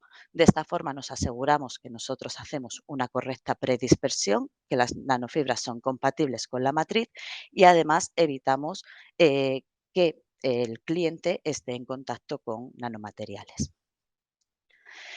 Dentro del mundo de los termoplásticos, aquí he puesto un poco un resumen de las diferentes propiedades en las que hemos trabajado y las diferentes propiedades que hemos mejorado dentro del mundo de los termoplásticos. Sí que es verdad que nosotros hemos conseguido mejoras en propiedades, mejoras en el proceso y esto también pues, supone unas mejoras en un impacto económico para las empresas con las que hemos trabajado. Dentro de las mejoras en propiedades, y esto es para diferentes termoplásticos, hemos trabajado con polipropileno, pero también con polietileno, con POM, con policarbonato, con PMMA, hemos conseguido aumentos de durezas superficiales de hasta el 10%, resistencias al impacto de hasta el 20%, mejoras también en tracción y en flexión entre el 10 y el 30%. Y luego también tenemos una línea de trabajo muy enfocado en mejorar las propiedades térmicas de estos materiales, o sea que aumentar su capacidad calorífica o aumentar su conductividad térmica. Luego también, como tenemos la línea de los materiales antibacterianos, pues también podemos dotar a estos plásticos de propiedades antibacterianas, las cuales las tenemos certificadas mediante la ISO 14196. Además, los nanomateriales presentan buenas propiedades ignífugas de los plásticos. Es verdad que no son retardantes de llama como tal, pero sí que son materiales, o sea, no son materiales que extinguen la llama, pero sí que son materiales retardantes de llama. Sí que pueden disminuir la propagación de la llama a través del material. Y con esto hemos conseguido mejoras en propiedades, bueno, y hemos evaluado mediante la UL 94. Y también pues, tenemos la posibilidad de hacer plásticos conductores, ya que dentro de nuestra gama de nanofibras pues, tenemos nanofibras de carbono que conducen la electricidad y otras que no la conducen tanto. Es un poco siempre en función de cuál sea el objetivo o la propiedad a mejorar. Como los nanomateriales de carbono, y hablo del RGO, hablo de las nanofibras, son materiales que tienen un gran porcentaje de grafito, al final también pueden actuar mejoras en el proceso como aumentar la lubricación. Dentro de los proyectos en los que hemos trabajado también hemos intentado reforzar las propiedades mecánicas y de proceso del material reciclado, principalmente del polipropileno reciclado. Hemos visto que el polipropileno, una vez que tiene nanofibras de carbono en su interior, aguanta mucho más ciclos, tiene mucho más ciclos de vida que un polipropileno normal, lo que aumenta todo el tema de la economía circular y el poder usar y el tema de la sostenibilidad. Y al final todas estas mejoras, tanto en el producto como en el proceso, pues generan impactos de negocio. Por un lado, se consigue una reducción de los costes de materias primas, ya que aumentas pues eso, propiedades mecánicas, entonces puedes usar menos cantidad de material y también una reducción de costes de producción. Esto es debido principalmente pues, a la lubricación y a la facilidad que tiene el material de fluir mejor a través del proceso de producción. En cuanto, sí, para enfocarnos en polipropileno, sí que es verdad que es el polipropileno dentro de todos los termoplásticos es con el material con el que más hemos trabajado y con el que con más clientes, más pruebas externas, mayor número de certificados tenemos. Y esto es debido a que, bueno, cuando empezó todo el tema de la línea de termoplásticos dentro de Smart Materials, sí que el polipropileno dentro de los plásticos, pues es uno de los más económicos y es uno de los más usados y de los más versátiles. Entonces, la mayoría de las pruebas, la mayoría de los proyectos que tenemos van enfocados a mejoras en el polipropileno. Y sí que aquí, pues bueno, quería mostraros un poco datos que tenemos certificados a nivel externo, que con muy poco porcentaje de nanofibras de carbono, estamos hablando de partes por mil e incluso hay veces que partes por millón, es decir, la cantidad que llevan de nanofibras es muy, muy, muy, muy pequeña. Se consiguen mejoras en resistencia al impacto a bajas temperaturas, se consiguen mejoras en el módulo de flexión e incluso se consiguen mejoras en la temperatura de deformación bajo carga, lo cual es muy importante debido a que el polipropileno, como estamos hablando de que tiene un HDT de en torno a 80, nosotros hemos conseguido subirlo hasta 103. Sí que es verdad que estos materiales, bueno, por ejemplo, la imagen que está aquí está referida a uno de nuestros master batch, ¿no? Porque es verdad que está muy concentrado, parece muy negro. Luego, cuando se hacen las diluciones, no, no se queda tan oscuro como se ve aquí. Pero bueno, eh, nada, con esto termino mi presentación y quedo disponible para las preguntas que quieran realizar. Muchas gracias. Perfecto. Muchas gracias, Marta, por tu presentación muy interesante. Y sí, creo que tenemos algunas preguntas. Mira, nos dicen que si se podría sustituir plásticos de altas prestaciones, pues, como el POM, por plásticos más competitivos como el que estabas hablando del polipropileno aditivado con nanomateriales de carbono. Sí, de hecho es una de las líneas en las que estamos trabajando, porque al final el polipropileno, pues eso, es un material muy económico, es muy versátil. Entonces, la idea es sustituir plásticos que sean más técnicos, principalmente para que supongan un ahorro de costes. Y si nosotros con el polipropileno conseguimos llegar a las propiedades mecánicas y a las propiedades que aporta, por ejemplo, el POM, pues es muy beneficioso, sobre todo a nivel económico. Perfecto, muy interesante. Aparte, otra pregunta, ¿los polímeros aditivados con nanomateriales de carbono siguen siendo reciclables? Vale, dentro de esto, y es verdad que dentro de I+D, bueno, además lo que ha estado comentando el ponente anterior, es verdad que todos los plásticos que llevan pigmentos negros, pues son los que peor se reciclan y los más complicados de reciclar. Dentro de I+D tenemos una línea en la que estamos trabajando, en la que es verdad que nuestros nanomateriales no se puedan usar solo para utilizar o para aumentar el número el ciclo de vida de los plásticos reciclados, sino que al final de la vida de estos se puedan reciclar. Es verdad que ahora mismo es un tema en el que estamos trabajando actualmente. Perfecto, pues muchísimas gracias, Marta, por tu presentación, que ya te digo, era muy esperada por muchos de nuestros oyentes y esperemos pues volver a tenerte aquí en más presentaciones. Y bueno, la presentación ya lo saben, la compartiremos con todos vosotros por si hay alguien que quiere hacerle más preguntas a Nanomate. Muchas gracias, Marta, por tu presentación. Muchísimas gracias a vosotros por invitarnos. Gracias. Bueno, vamos a continuar con la última presentación, ¿vale? Os presento a Cristian Masagué, que es CEO en Cepper, que nos va a hablar sobre transformación digital en la industria. Cuando quieras, Cristian, puedes compartir pantalla y mostrarnos tu presentación. Voy... Ya deberíais verla. Sí, perfecto. Vale, pues yo soy Cristian. Muchas gracias al CEP por darme la oportunidad de participar en el evento. Como decía, soy Cristian Masaguer y yo en mi caso quería hablaros sobre la mejora de los procesos productivos y en general sobre la gestión de los centros productivos, de las fábricas y especialmente a través de la digitalización. ¿Vale? El motivo es porque, bueno, creemos que la digitalización es el camino o la herramienta, el vehículo que os os puede ayudar a alcanzar un cierto nivel de excelencia operativa. ¿Vale? Y es por eso que nuestra misión como Cepper, como empresa, es la de proporcionar herramientas digitales que faciliten y os faciliten el cumplimiento de los requisitos de los sistemas de gestión de una manera más rigurosa, más sencilla, adaptada a cada caso y también que al mismo tiempo os agilicen las herramientas de mejora continua.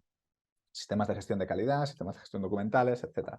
Es por eso que bueno, nosotros nos movemos y nos focalizamos nuestra actividad en la digitalización de los centros productivos, ¿vale? De los procesos del día a día de una fábrica manufacturera.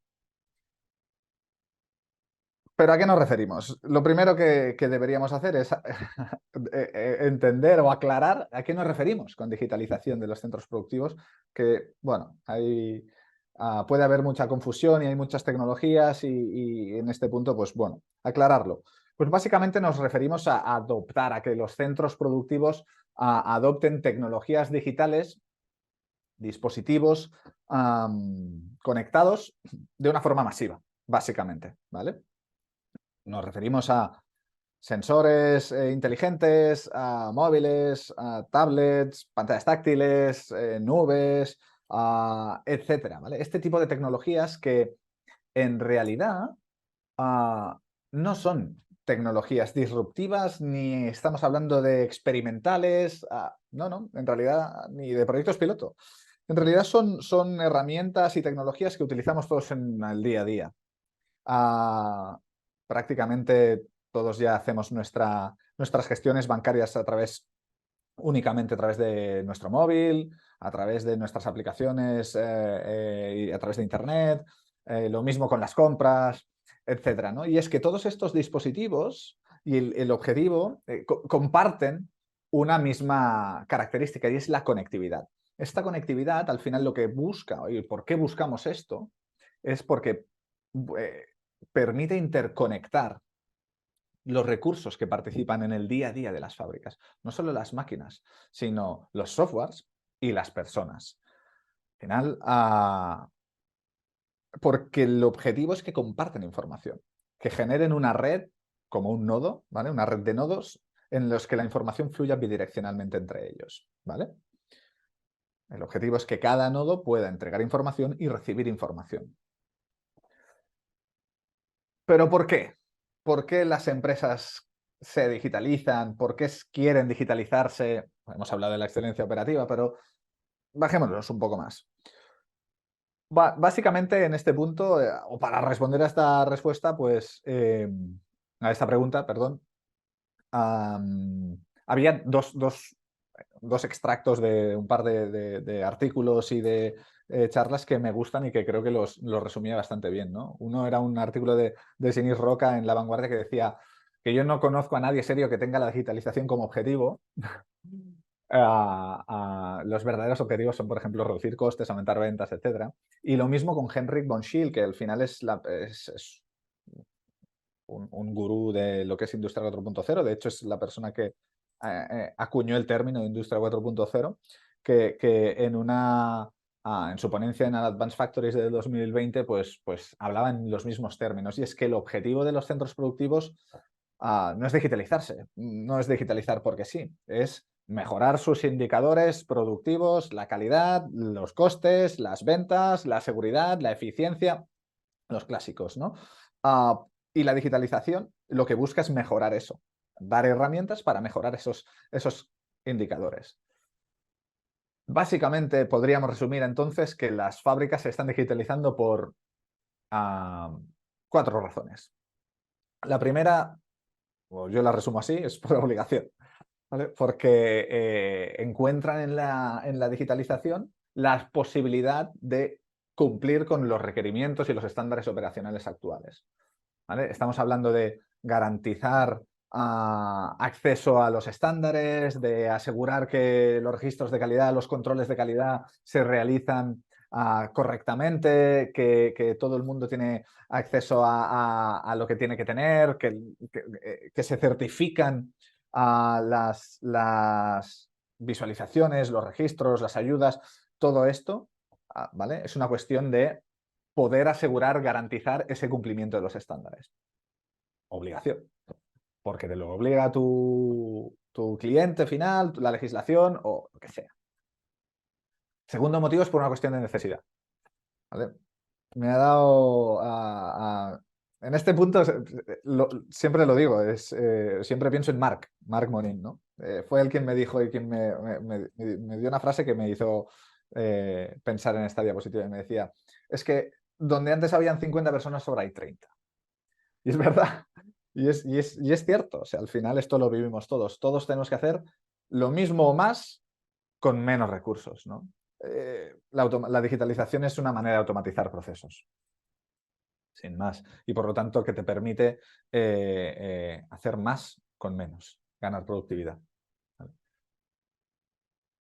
Otro grupo de empresas que deciden digitalizar es por el hecho de ganar una ventaja competitiva, ¿vale? Por el hecho de tener, de adelantarse un poco a sus competidores y poder optar a proyectos, a concursos y a otras estrategias que de por sí, pues los más rezagados no cubrirían, ¿vale?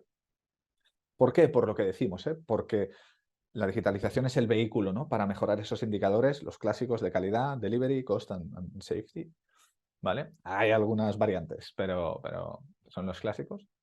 Y el cuarto y último motivo es porque la digitalización, al fin y al cabo, es el elemento habilitador de la industria del futuro. Cuando, si es que llega a ese punto, ¿eh? Espero que sí, pero que tarde.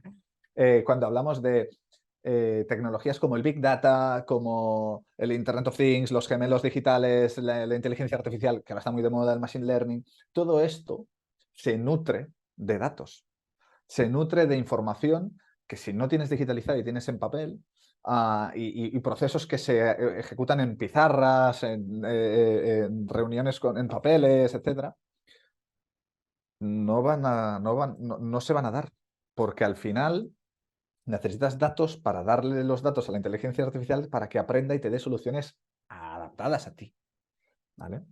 Por lo tanto, es un elemento indispensable para esa industria que representa que algún día llegará. Sin embargo, hay un elemento y un enfoque del que también os quería hablar, porque en parte,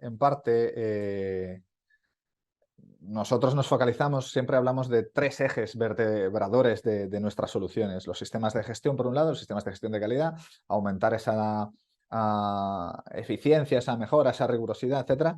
Digitalizar las herramientas de mejora continua, pero también el tercer elemento, el tercer eje son las personas. Es darle al trabajador, y por eso se incluye al trabajador en esa red de nodos que comparten información y reciben, ¿vale? Pues es el trabajador, ¿vale? Darle herramientas al trabajador para que su día a día sea más eficiente, su toma de decisiones sea más precisa, se aumente su seguridad, etcétera, etcétera, ¿vale? Y este es un enfoque que está ganando cierto peso en las industrias, en el mundo. Es relativamente, el término Connected Workforce pues es relativamente nuevo, ¿vale? Pero que al fin y al cabo se basa en un concepto bastante tradicional, y es que la mejora de las capacidades del individuo conlleva la mejora de las capacidades de la organización. Es decir, si mejoramos las capacidades de todos los individuos, la organización mejorará, ¿no? Y este es el objetivo del enfoque Connected Workforce. ¿Empresas que están adoptando este enfoque? Pues bueno, empresas gigantescas, ¿no?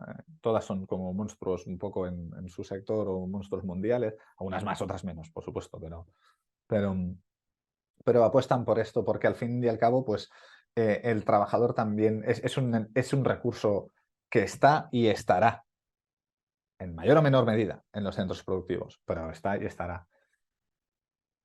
¿Qué te da esto? ¿Por qué están aportando o esperando o tendiendo hacia este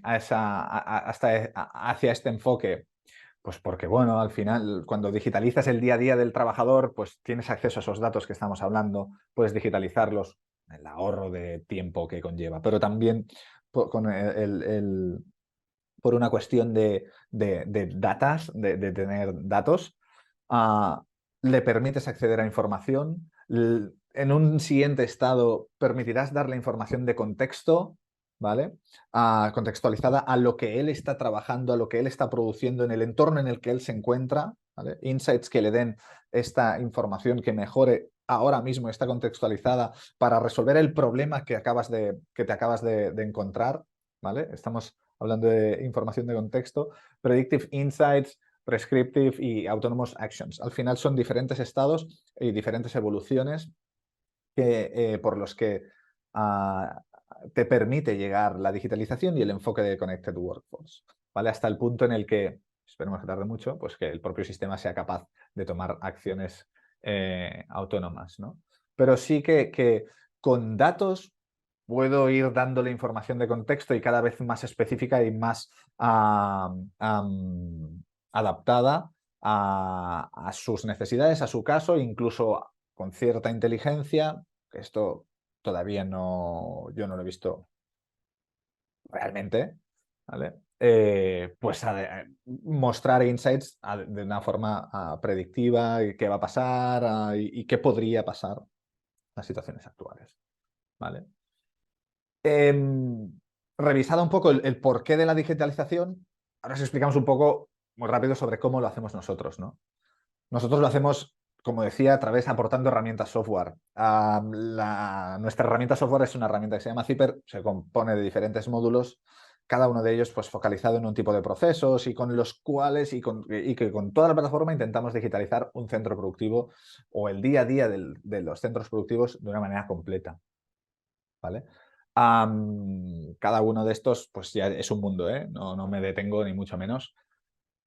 Os quería, para aterrizar esto, para que se vea de una manera más clara en el mundo en el que nosotros nos movemos y el mundo en el que de las soluciones que nosotros aportamos, quería poneros dos casos, ¿no? El primer caso es el caso de Gedia, que es un productor de materiales metálicos, de productos metálicos, pero sus procesos seguramente son los mismos que tienen lugar en muchas de las fábricas de vuestras fábricas, ¿vale?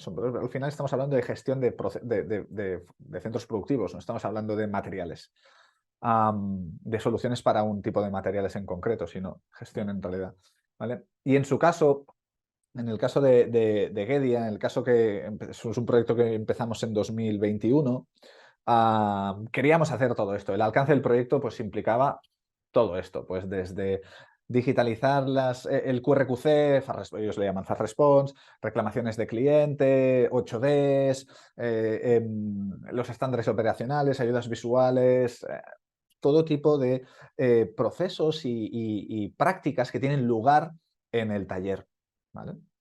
Digitalizarlos todos para hacer una fábrica de Digital Process, con Digital Processes, es el proyecto que ellos le llamaron, Digital Processes, ¿no? Pues asegurar las lecciones aprendidas, asegurar el traspaso de información de un turno a otro, esto es algo muy importante y lo que se suelen hacer bastante hincapié, mantenimientos preventivos, verificaciones de proceso, todo esto que en la práctica la mayoría de veces se hace manual. Pues digitalizar eso para tener esos datos, o el ahorro de costes que implica de pasar datos a Excel, pues hacerlo digital. En el QR, si lo escaneáis, tenéis acceso a un reportaje muy amplio sobre el proyecto, ¿no? Pero fue interesante y es verdad que el proyecto de Digital Processes pues, les dio unas mejoras muy sustanciales, ¿no? Estamos hablando de que en un año pues, estaban cerca de un 60% de productividad sobre el estándar del grupo, ¿vale? ¿Cuánto de esto es así atribuible? ¿Cuánto de este 60% es atribuible a la digitalización en sí? Pues eso no se va a saber, porque estamos hablando de un centro productivo con personal nuevo, con herramientas nuevas, con tecnologías nuevas, y etcétera, etcétera. Entonces, ¿cuánto es atribuible a la digitalización? Muy complicado saberlo, ¿no? Pero que sin duda todo conlleva o todo lleva a mejoras en la productividad, a mejoras en la calidad. Estamos hablando de que apenas tenían generación de defectos, etcétera, etcétera, pues sin duda pues fue muy positivo, ¿no? Y marcaron, de hecho, son el nuevo estándar en la producción del grupo Gedia, ¿no? Ellos marcaron el nuevo estándar en cuanto a la producción. Otro caso es el caso de Auxiliar Conservera. Auxiliar Conservera también es una multinacional española en este caso, también dedicada, seguro que todos tenéis productos de Auxiliar Conservera en casa, porque se dedican a hacer envases metálicos también en este caso,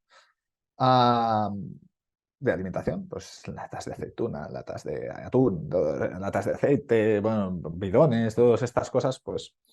Y en su caso también, al final, te encuentras que aunque es otro producto y otro sector, pero sus procesos son los mismos. Lo que tienen lugar en su día a día en las fábricas, reclamaciones de cliente, ideas de mejora, talleres Kaizen, todas estas cosas también tienen lugar. Y también se encuentran con los mismos problemas. Son procesos en papel, procesos que no se tiene un seguimiento, que decaen, que bueno. Entonces, ¿cómo aumentamos las productividades de nuestros equipos? Aseguramos que las acciones, las iniciativas que tienen lugar se dan, ¿no? Pues con la digitalización y su proyecto pues abarca todo esto, ¿no? ¿Y qué se tiene? Bueno, pues de momento podemos decir que es un proyecto que está en curso. Y todavía es pronto para saber, para sacar indicadores, pero sí hay indicadores a nivel de seguridad, de situaciones de riesgo para las personas, por eso fue el primer proyecto la primera parte que abordamos, donde se ha mejorado el ratio de acciones y situaciones graves y demás a prácticamente anularlas, ¿no? Pues con más controles, con más concienciación, con más acceso a la información, pues con todo esto, ¿no? Y en definitiva, esa es la manera de mejorar, o la manera que nosotros proponemos, la manera con las que las empresas están apostando para mejorar su gestión del taller, a través de herramientas digitales, a través de concienciación, etc. Eso es todo por mi parte. He corrido relativamente, no quería extenderme más de la cuenta, pero he revisado lo que quería revisar. Perfecto, Cristian, ha sido ideal en el tiempo, o sea, un 10 en gestión del tiempo. Vamos a ver si tenemos alguna pregunta para ti. Sí, mira, nos dicen que en los dos proyectos que habéis presentado, de las dos empresas, que se parecen mucho, que sí, ¿qué pasa? ¿Que todos los proyectos que son iguales son muy parecidos o cómo va el tema? En realidad los proyectos son parecidos, es verdad que son parecidos, pero a la práctica no. Cuando luego tú vas a hacer un proyecto, aunque todo el mundo tiene estándares de trabajo y quiere hacer llegar los estándares de trabajo a los trabajadores, cada uno tiene sus procesos, sus maneras de trabajar, sus singularidades, así que aunque el tema es similar y puedes pensar desde fuera, dices, esto es hacer lo mismo. Luego cada fábrica es diferente. Incluso dos fábricas que tengan el mismo producto y sean del mismo grupo trabajan de maneras diferentes, ¿no? Así que de ahí un poco lo de la adaptabilidad que comentaba al principio, ¿eh? Vale, tenemos más preguntas. ¿Cuál es el principal obstáculo que se encontráis a la hora de abordar un nuevo proyecto? El principal obstáculo siempre es el mismo, la resistencia al cambio.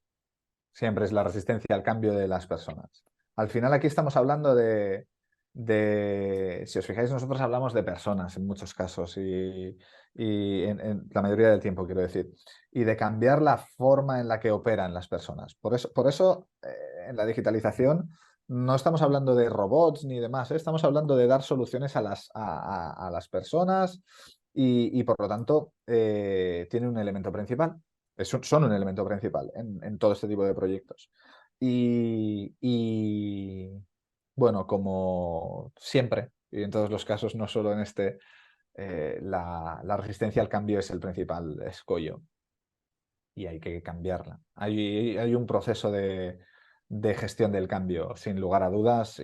No es poner una herramienta. Ningún proyecto de este tipo, de este calado, es poner una herramienta, la instalo y ya está, ni mucho menos. Tienes que conseguir que la interioricen y que la adopten. Si no, pues caerá con el tiempo. Totalmente de acuerdo contigo. Pues muy bien, pues muchas gracias, Cristian, por tu tiempo y por tu presentación y bueno, esperamos verte más a menudo por aquí.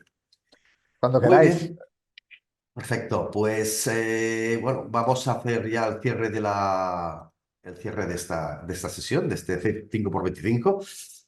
No sin más recordaros que los próximos 5x25 serán el 24 de mayo y el 5 de julio. Hoy creo que hemos cumplido con esta sesión. Hemos cumplido porque ha sido una sesión cargada de nuevas tecnologías, por ejemplo, nuevas tecnologías aplicadas por ejemplo, en la primera fijación del molde, aplicadas a la industria de transformación, técnicas para la caracterización de polímeros, que ha sido muy interesante el momento de ver cómo diferenciamos. También hemos tenido dos ponencias relativas a materiales, una de las aplicaciones de los nanomateriales derivados del carbono y la otra de Alfarben sobre el NIR Black Plastic Solutions. Y por último hemos tenido una mejora de procesos a través de la transformación digital de la fábrica. Creo que ha sido unas sesiones muy interesantes y bueno, con eso ya son la 1:20. Es momento de que hagamos el parón para ir a comer o hacer el vermut, que es viernes. Y desearos a todos un buen fin de semana y no olvidéis polimerizaros lo máximo posible. Un saludo y hasta la próxima. Hasta luego, fin de semana. Hasta luego. Buen fin de semana.